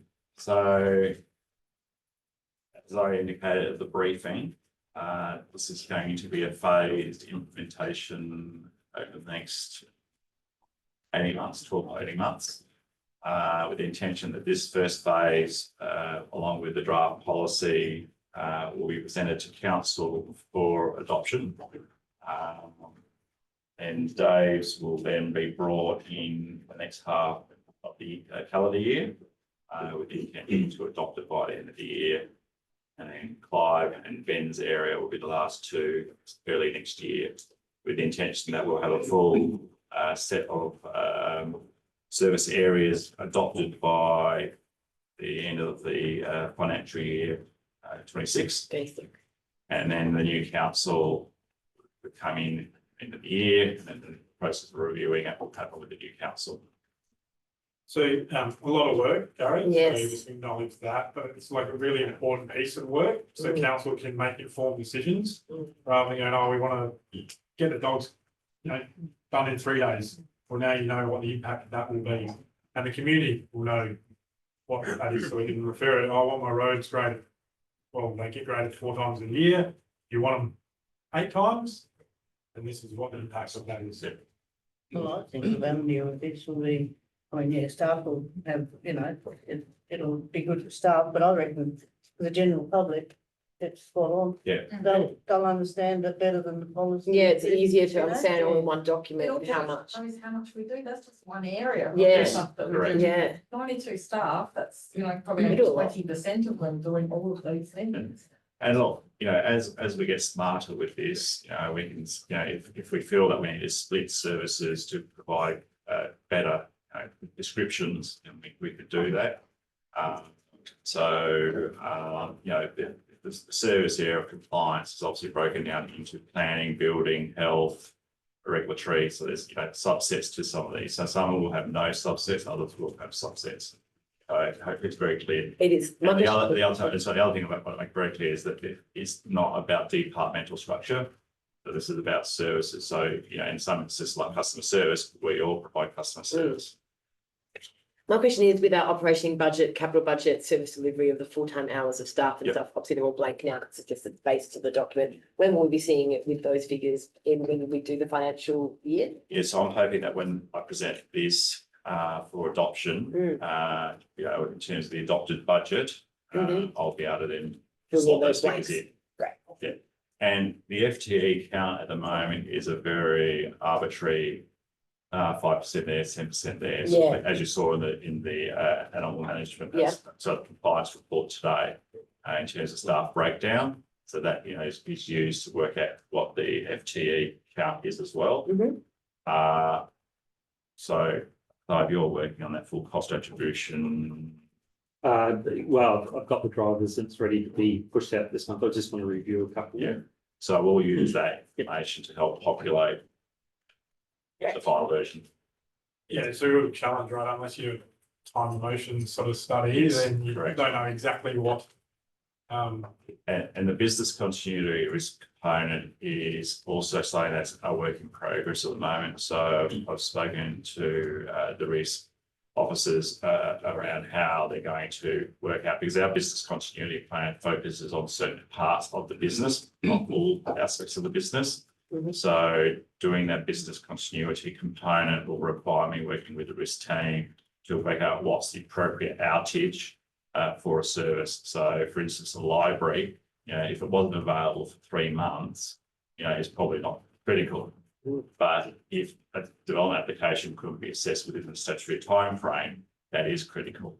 So we've got to work out what are those appropriate outages for some of the services, because at the moment, business continuity plan doesn't cover some of those areas. Yeah, okay. All right, thanks, Gary. Great piece of work. Thanks, Gary. Next, Jared, is he coming? What are you working on? Now, That's let's right. talk about enforcement policy. Right, so if anyone goes through again and finds anything, get back to Gary. Gary, yep, have So it as on I said, items. I'll be looking to present it, once the budget is near finalised, to bring it back to council formally for adoption. July, August. Just in terms of, sorry, I thought Jared was coming in, but so the enforcement policy has been reviewed. It's basically an effective rewrite. Laura finally, we've really let on her expertise in this space as well. So it's basically it's covering off on what we do. So yeah, hopefully there's no major questions.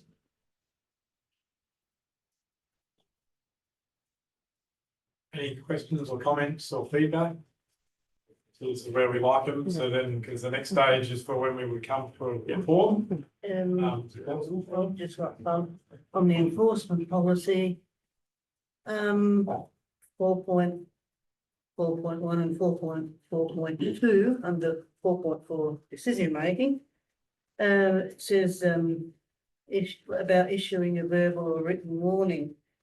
I sort of, I'm of the opinion that it should, warnings and whatever, anything should be written down, not just verbal. It's for the, you know, the both sides clarification and, you know, satisfied that they know what you're talking about, you know what they're about, and you're on the same page. I don't really think the verbal bit is sort of safe, legal. Thoughts? Can comment on that. It does say somewhere in here, I can't remember the exact point, that wherever possible, verbal communications or warnings will be followed up in writing. Under the legislation, there are parts of the Act, the Local Government Act and the other various acts that you can issue a verbal warning. Obviously, preference, I assume, would be a written warning, but perhaps like if an officer's in the field or they've got to deal with an issue on the ground, they don't have time to come back, put it in the form, print it up and get back out there, they've probably got to do it in the field on that occasion. They would document that though, Yeah. that would be preference and. Wouldn't that be a matter of how severe it was? Like, for instance, if you look at SAPOL, they've got the right, like if you forget to put your blinker on, they pull you up around the corner and give you a verbal warning. But if it's in another category like speeding and you're 2 Ks over, they'll give you a written one. Because that way it's recorded. But even the verbal warning, they sometimes put in their system as well, so then if they, you don't forget it on the second time, they go, actually, we verbally warned him last I time. think the intent would always be to formalise it. As I just got to sparks this thing in, so that's good, appropriate. So verbal's followed up after the fact. Fundamentally. There you go. Beauty of live streaming. Hi, Mark.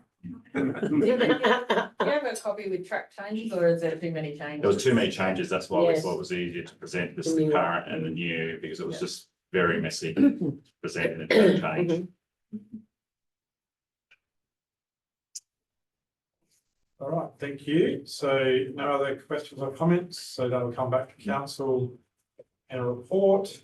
Again, email Gary. Email Gary Yeah. and question for.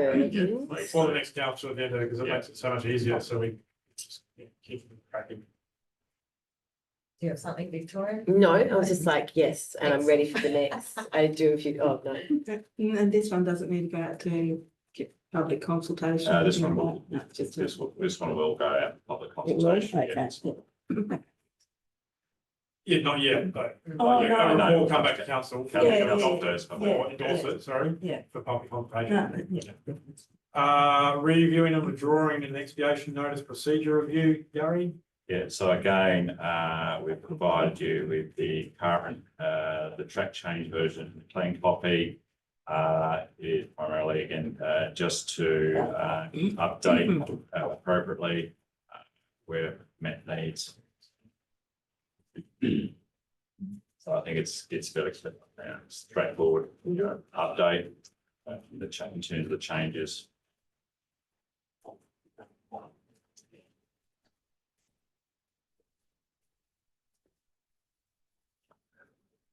Here he is. Come to the party later. Gary's doing your work. Sorry, that's right. Any comments, questions?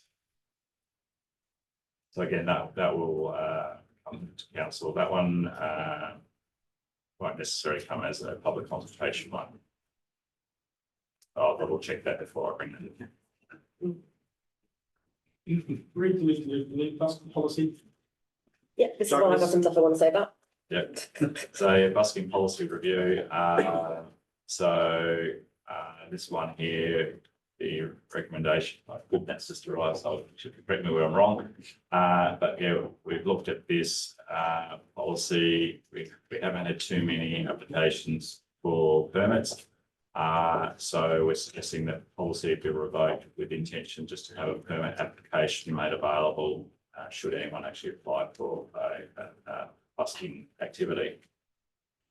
So some questions I have, how many have we had that have applied in the last 2 years of us being in office? How many buskers have applied for that permit so far? 4 in the past 5 years. 4 in the past 5 years. So, I mean, my feelings on it, I've come from being a busker interstate. I know the permits don't really work. Of those 4 of the last 5 years, we might have had maybe 50 buskers that didn't apply for the permit. Because mainly they're coming out on a weekend, they're traveling in the area from somewhere else. If someone comes up and says, have you got a permit to busk here? You just pack down your guitar and go to the Barossa or go somewhere else where they're not gonna ask you or come back again when they're gone. So I feel like the $5 permit for a day of busking, it's something I know within the busking world, most people don't pay. There was talk in Victoria about them making a license, a busking license. For the main reason why we want permits is to make sure, you know, that they've got a working with children's or a police check and then they're not dodgy. And most buskers aren't. We're mostly just musicians trying to get, you know, a gig from it somehow. Spread a bit of love and joy. Since I moved here, I noticed there are hardly any buskers here in the Mid-Murray area. It's what deterred me from wanting to do it here was that there wasn't a vibe. Buskers go where there's a vibe. Where buskers have been before, it means the community are aware that that's a good spot to busk and you might see some money here because you'll see another busker there and you know they're doing well. To create that environment in the Mid-Murray would be really hard, I think. We don't have necessarily, we're very poor, we're struggling, we've got cost of living crisis, people are stressed out at the supermarket, they're not happy, they're not going to want to give you any coin. So part of me thinks we don't get many buskers, I don't think we should have a fee. I think we should be promoting it if and when we can, because they do bring a lot of light to community and joy. They prevent people from being homeless, like stalking people to their cars and begging for money. We do actually do a lot of deterrence in that space of creating a happy, welcoming environment around. I know in all the years I've busked, and it's been over 20 years, I've never once paid for a permit. And if anyone's ever asked me, I just moved somewhere else. In the city of Adelaide, they don't make you pay a permit unless you're right on Rundle Mall. And there's a reason for that, is the fact that that's a very high precinct tourist spot that you have to go to an audition process with the Adelaide City Council. They've got the resources to be able to afford that you know, capacity of interviewing and auditioning people. And that's just to make sure you've got a high quality act. It's going to be on Rundle Mall. And their permits are probably about $10 a day or $20 a day, because that busker there will make maybe $700 in a couple of hours of busking. Whereas a couple of busking here in the Mid-Murray, you might get $10. You might not get any. And then you pay $5 for a permit to basically go home not even making a cent. And because mostly they're doing it on the weekends at markets or Sundays, that's when we're not open anyway. So if someone was to direct them, if we did have a compliance officer that was going around and checking people's busking permits, and hope they were giving people parking tickets while they were there. But yeah, you know, I think a $5 permit for a Saturday busking, where as soon as you ask them if they've got one, they'll just pack up. So part of me thinks having a fee, I think it's a state level issue, and I do think buskers should have a license. That's where I think Victoria wants to go, is creating a working with children's card or a busking card that'd be like a yearly permit that's given to you for the whole year. That means you can busk in any regional centre in the state of Victoria. That has been talked about in Victoria a lot, but even still, no one's paying the fees. No. So I don't think we should have it. So That's what it says. No, but they're saying we're going to get rid of the perm policy, but keep the idea of them applying for the permit. So I think we should get rid of the permit too. We don't need to have a permit here. Well, the permit, so we pay insurance. So as part of our insurance, we pay to have a busking insurance policy. Was it 5 in a year? You did say. This year is We've reduced it to six. $688. Stop paying that. No insurance cover them. Yeah, We've had 5. they're on their own risk That's anyway. right. They probably So, not know but- that they're covered by your insurance anyway. Property Council's got a duty to ensure that people are fit and doing the right thing as far as being the busker. Otherwise, it'll be like, council didn't police that. I hurt myself or whatever. So who can I sue? I'll sue council. And they haven't got insurance. Okay. I guess, but I just feel like we don't really have any buskers happening here. So what if we have a no busking policy? Well, I don't think we should have a no busking policy either, but I just don't think. We can't cancel the insurance if you don't have a no busking policy. Well, I mean, I just feel like we're making people register their cats for free, and there's a cost to us with the cat monitoring as well, even though it's not huge. It costs us a bit of money to, maintain the cat things. And we're not charging for registration of cats, but we're going to charge buskers $5 a day to play, when we may not have, we have more cats in the area than we do buskers. So with the research that I've done, not many councils charge. Mm. So that is a general, I've researched like 7, 2 others charge. And Can I ask you those other two up? so Rural City Murraybridge charge a $10 per annum charge. Whereas we charge $5 per time per day. And City of Onkaparinga charge $11 per application. But the majority don't charge, Adelaide City don't charge. So I did have an inquiry this year of someone that wanted to come and busk, and they didn't end up doing it because of the charge. So they did use that as an example to me. My suggestion was we don't have a policy because we don't have enough need for a policy standalone, but we keep a permit, which gives us the opportunity to have something on our books. So if anything does go wrong, we know about it. We know where people are going. We have allowed it on public land. Whether we change our fee to cover a little bit of the fact that we're paying for insurance to be an annual fee, and then they get a permit for a year.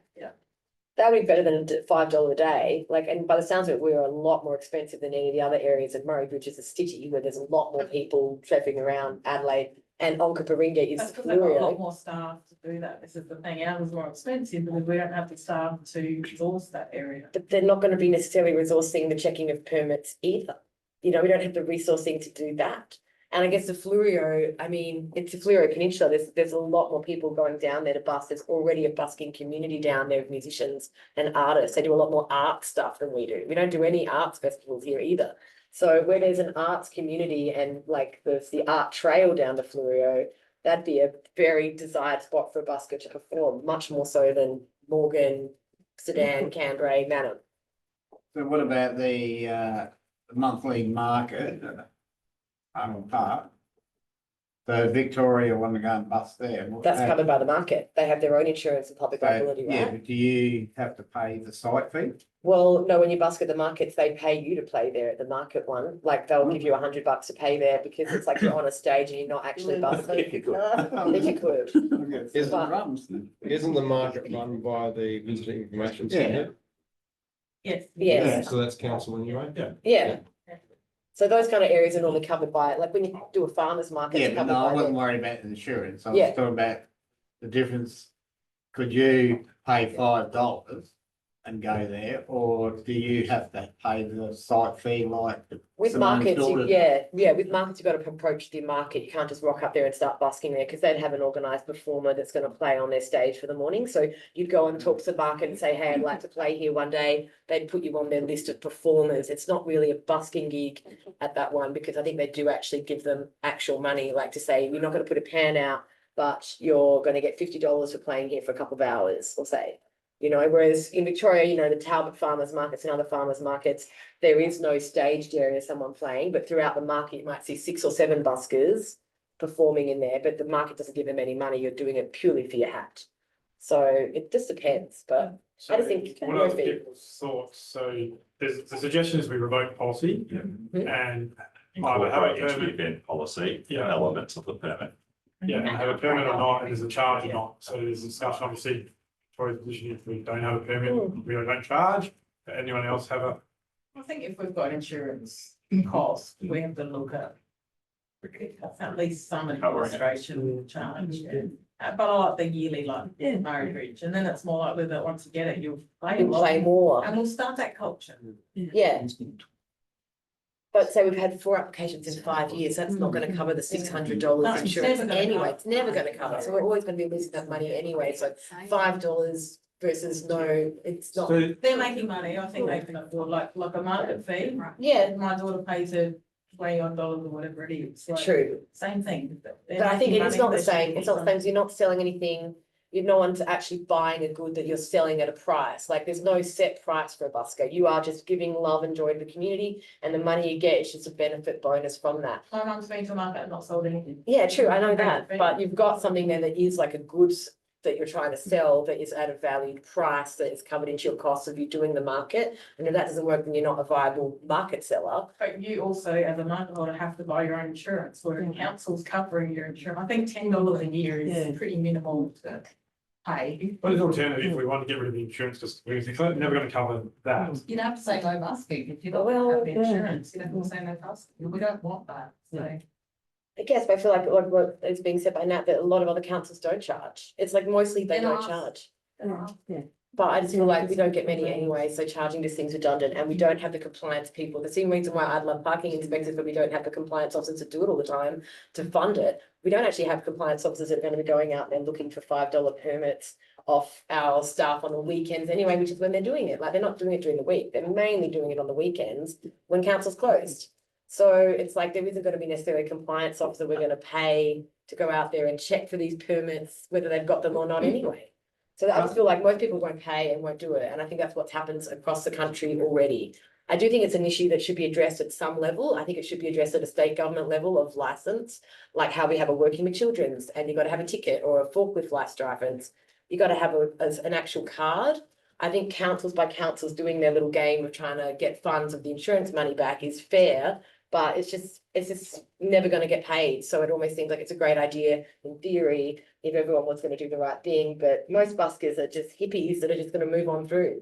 I'm going to ask a question to others, just because this no decision can be made, but a policy will come back, and that potentially is going to be to revoke the policy. What are people's thoughts about a permit fee or not?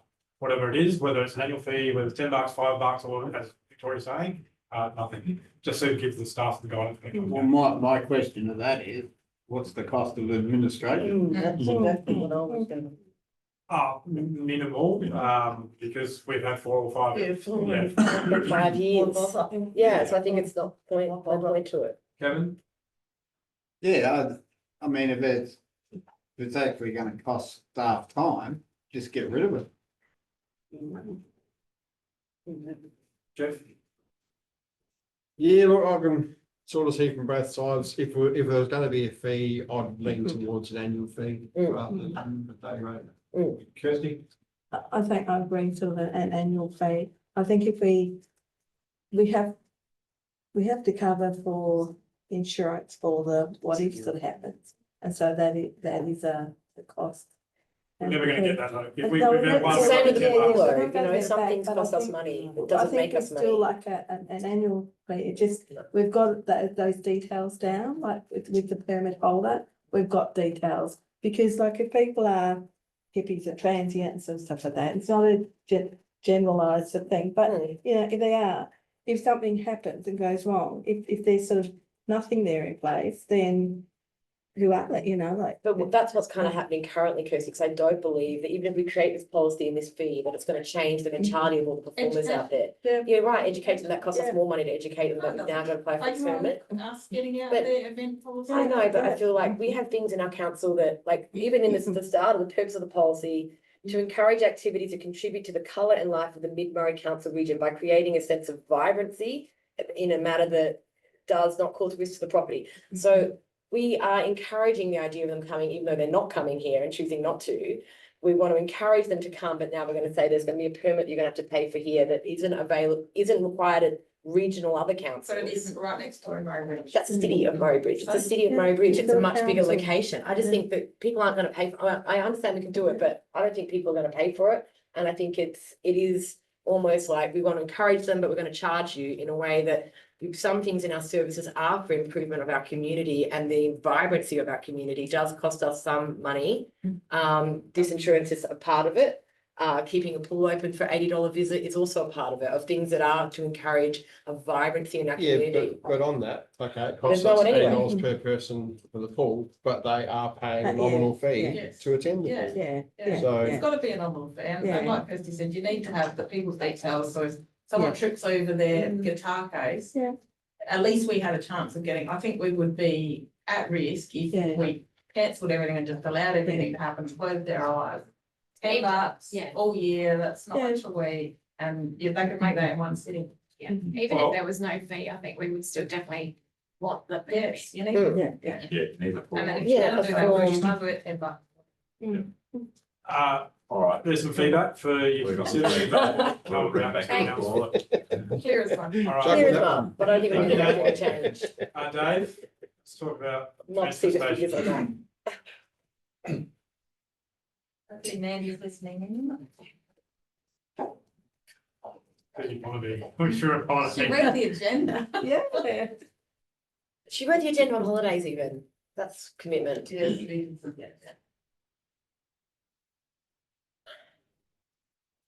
Okay. Balloon sculpting's exempt.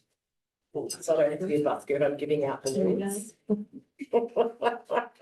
Okay, this is following on from last year when we actually did an assessment of the visitation of the transfer stations, once we implemented the sustainability process.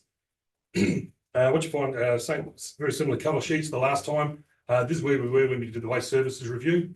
With 10 transfer stations, basically, we had a lot of issues and a lot of opening hours. The review looked at trying to get more people through the gate per hour. And as you can see, the information there, the visitation in 2021 was 2.84, then it reduced to 21-22 to 2.64.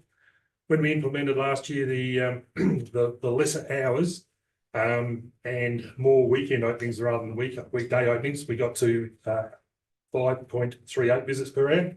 And we sort of aimed around about the 11 to 12 visits per hour to try to make it viable. So what we've done is done another reassessment this year, in noting that the first year of the assessment was there was 2,045 visits during the time of the assessment, and they came down to 5.38. This year we've done a data drop of 334 days, and the dates are there.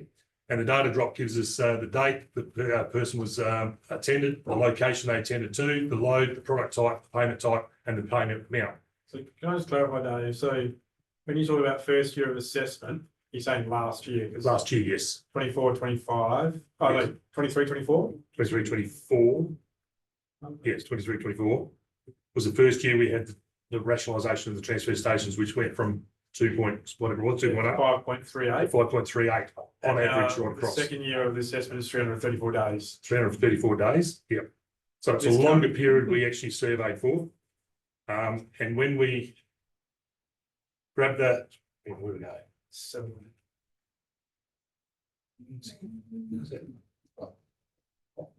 I'm missing a sheet. Yeah. I'm missing a sheet. Hang on. What next one just sort of highlights what they record, and basically what they record is the time, the day, the product, and whether it's the charge put against it or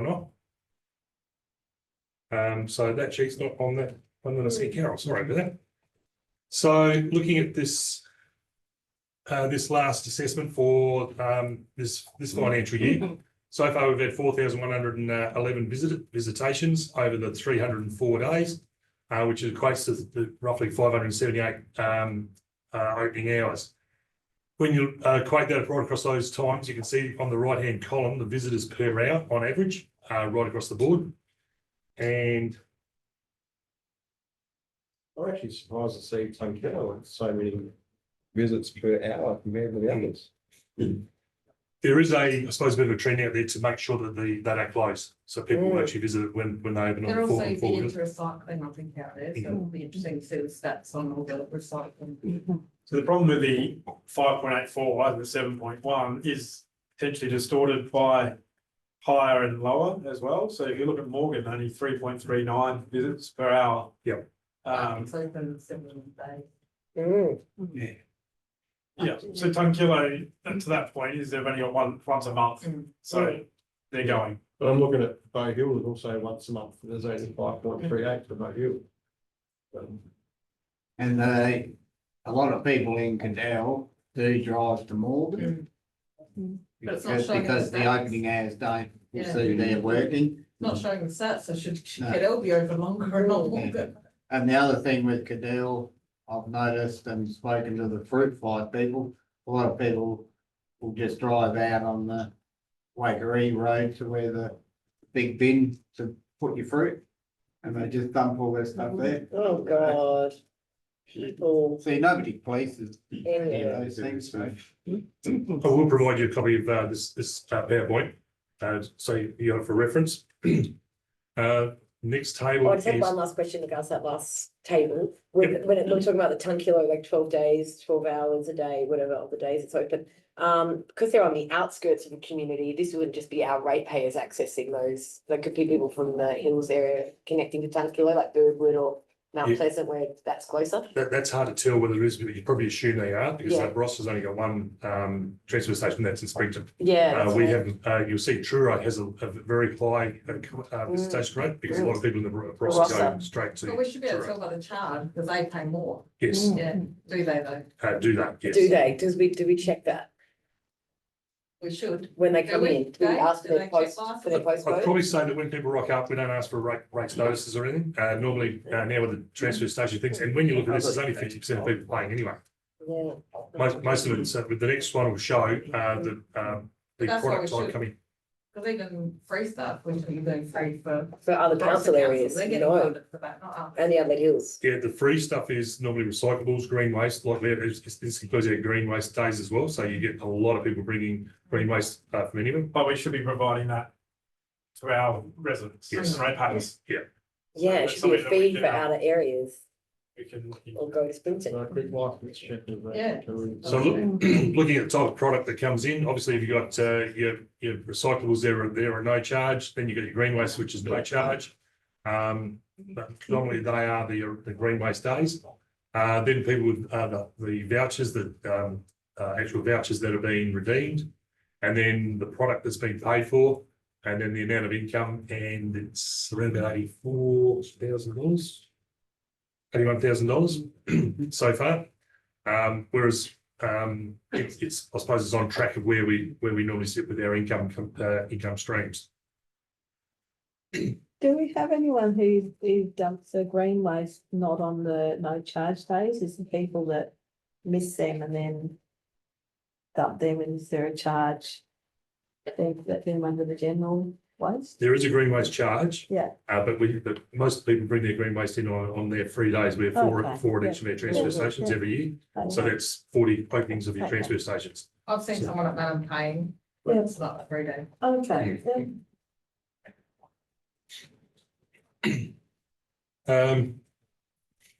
So in summary, we did a 304 day drop, which highlighted the amount of visitations.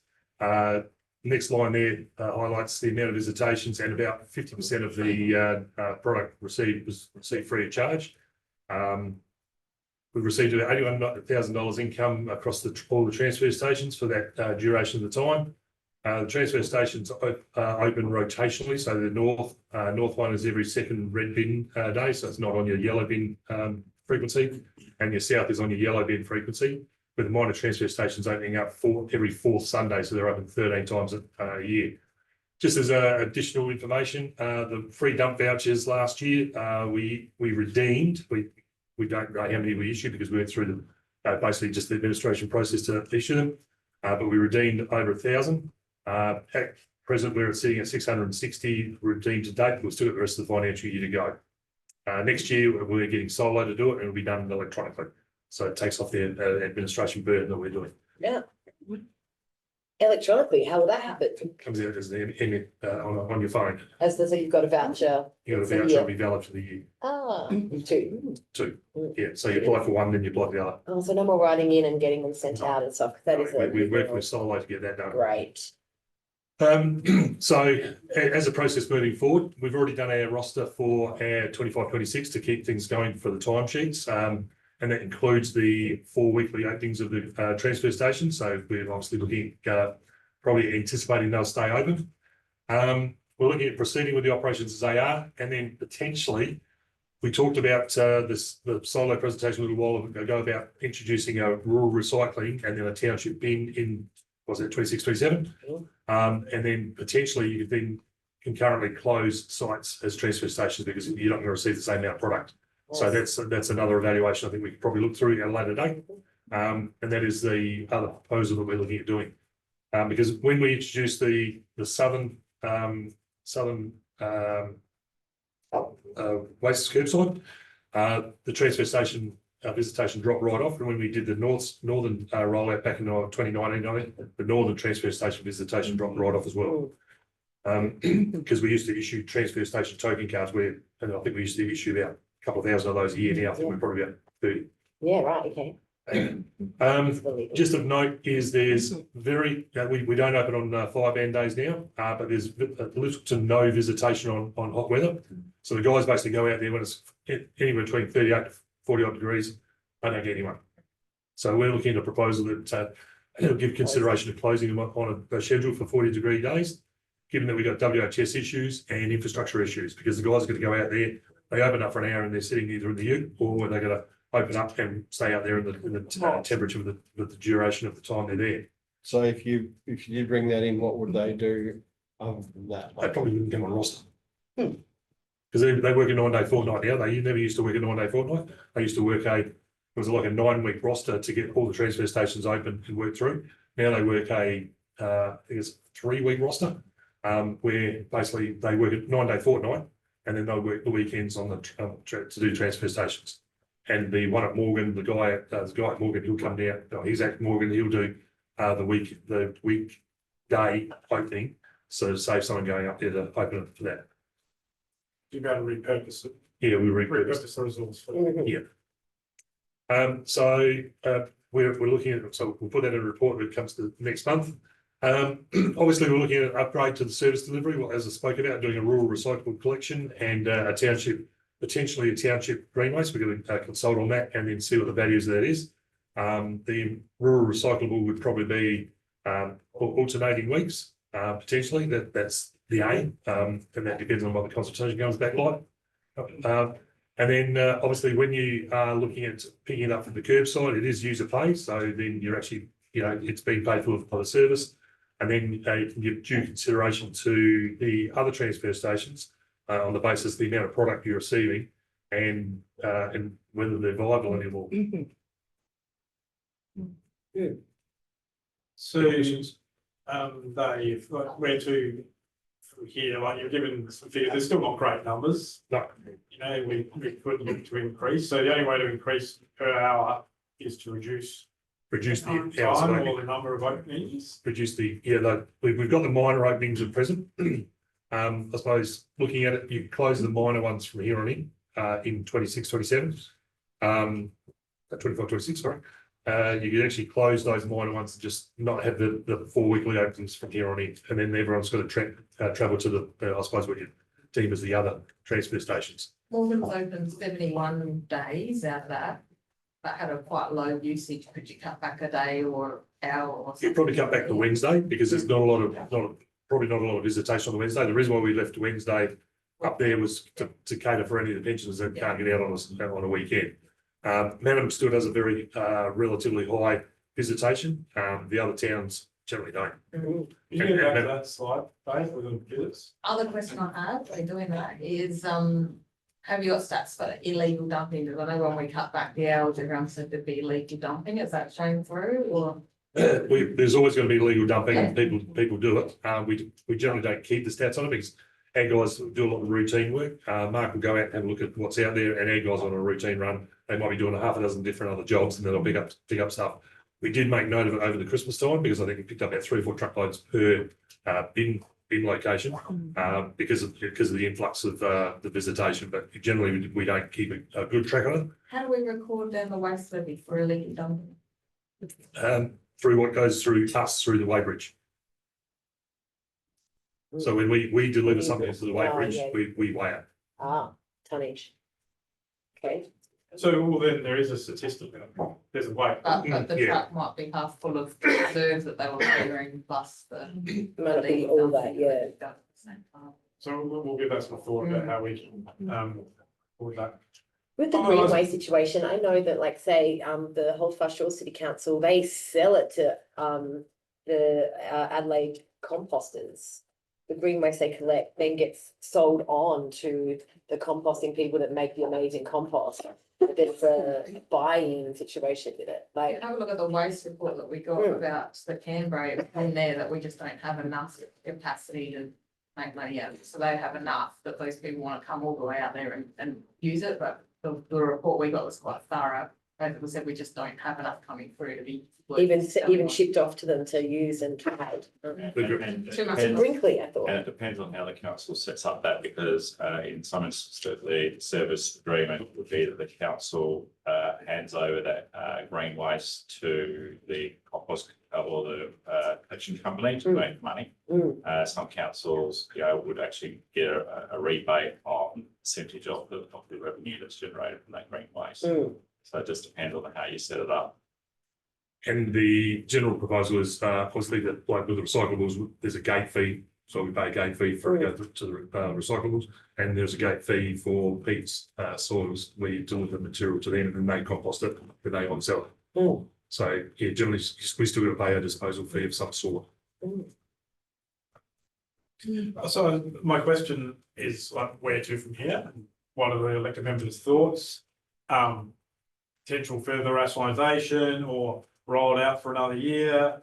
What's the appetite and the thoughts? I've always said the biggest problem we've got is we amalgamate and we can close anything. Like if you've got transfer stations too close together and they're really minimal, you have to force people to do that drive to make the most of it. Like we can't keep like, although it says we made 80,000, how much would the waste levy be on that $80,000? Like it's not like we're actually losing a lot of money. I think the waste review highlighted for every dollar we spend, we only make 17 cents. Yeah. That's what the waste review Yeah. looked at in 1920. So basically every dollar of processing, you only make 17 cents per ton. And if we're giving out free waste vouchers, well, people shouldn't mind driving a little bit further to go and dump their waste if they're getting it for free.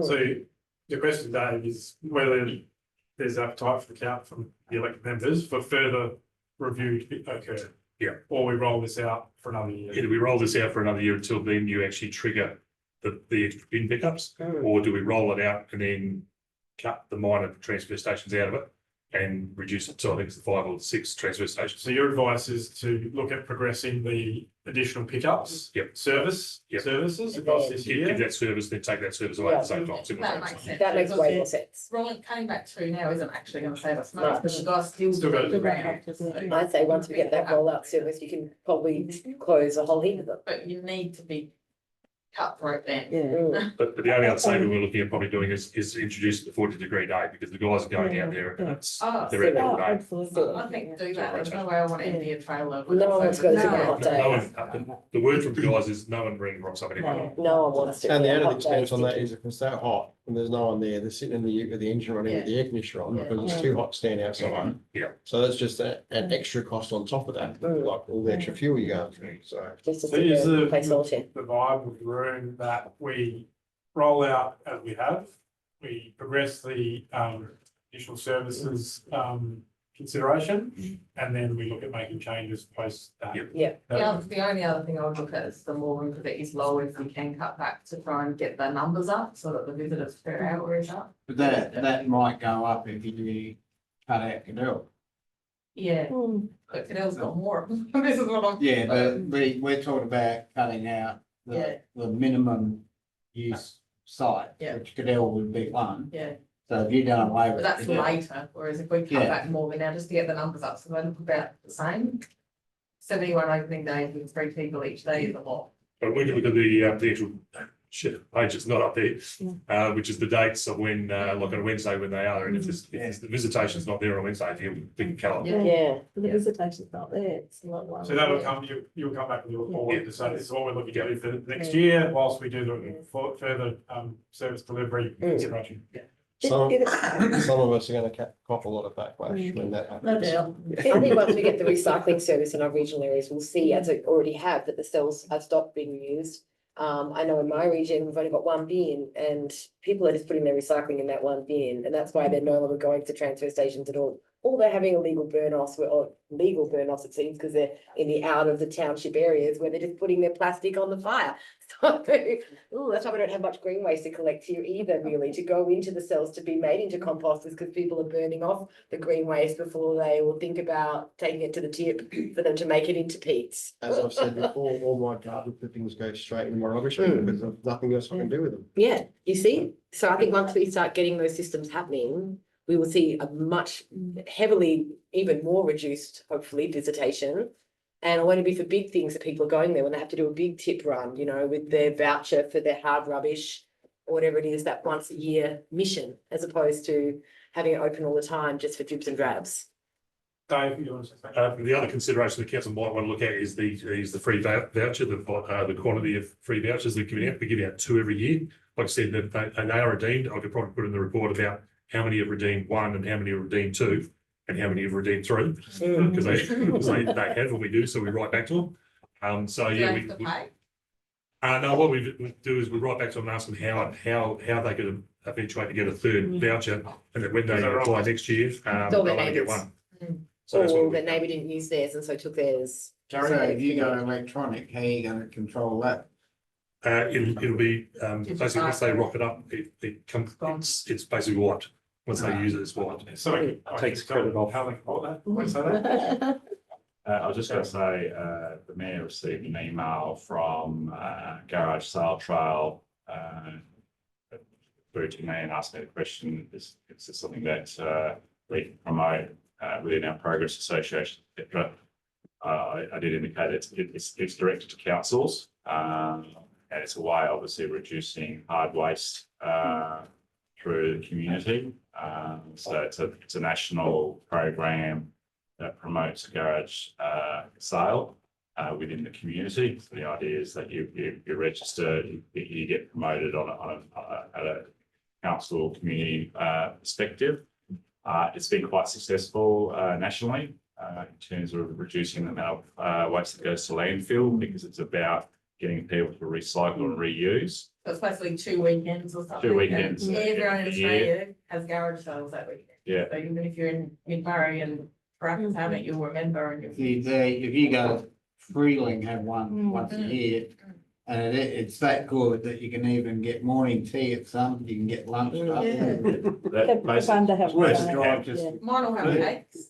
The campaign works on, there's a national campaign. The idea is there is a subscription fee that you apply to based on the size of the council. You then get access to their promotional material to promote these 2 weekends.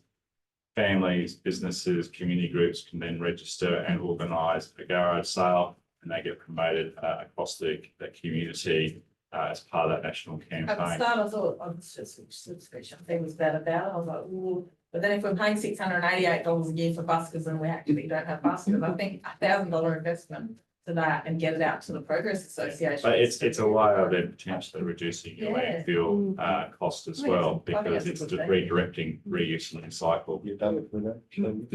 All right, thanks, And a monster Dave. Anything garage else? sale. Anything else? Is that for one when he Dave? does it every weekend?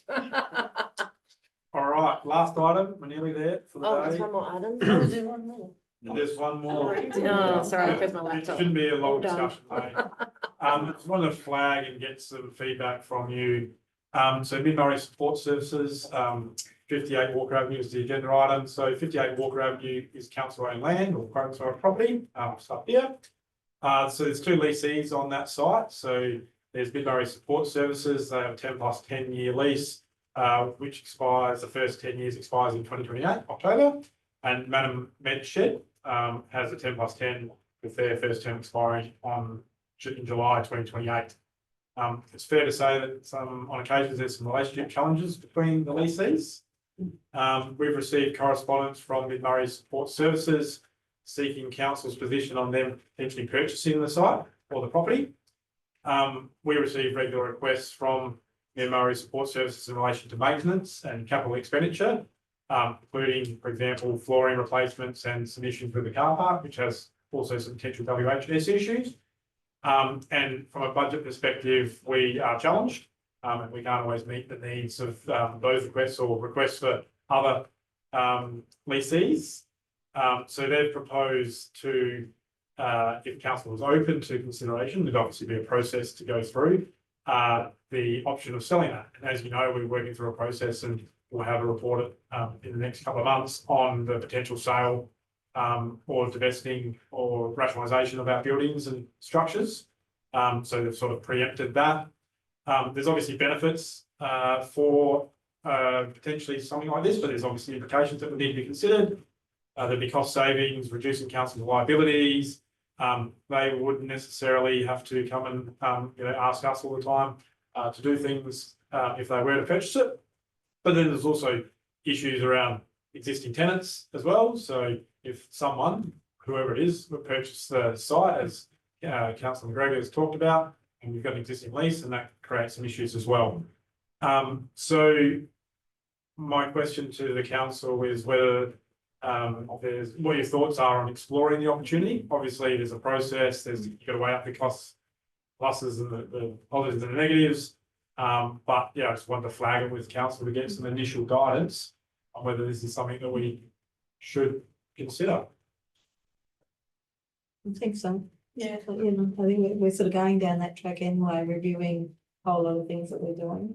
So if you've got somebody who is interested, depending on the money and, the implications and all that sort of stuff. And I don't It's know like, what their intention is, No, whether, like, we'd obviously be looking for market value, if we sold any building, regardless of where it is.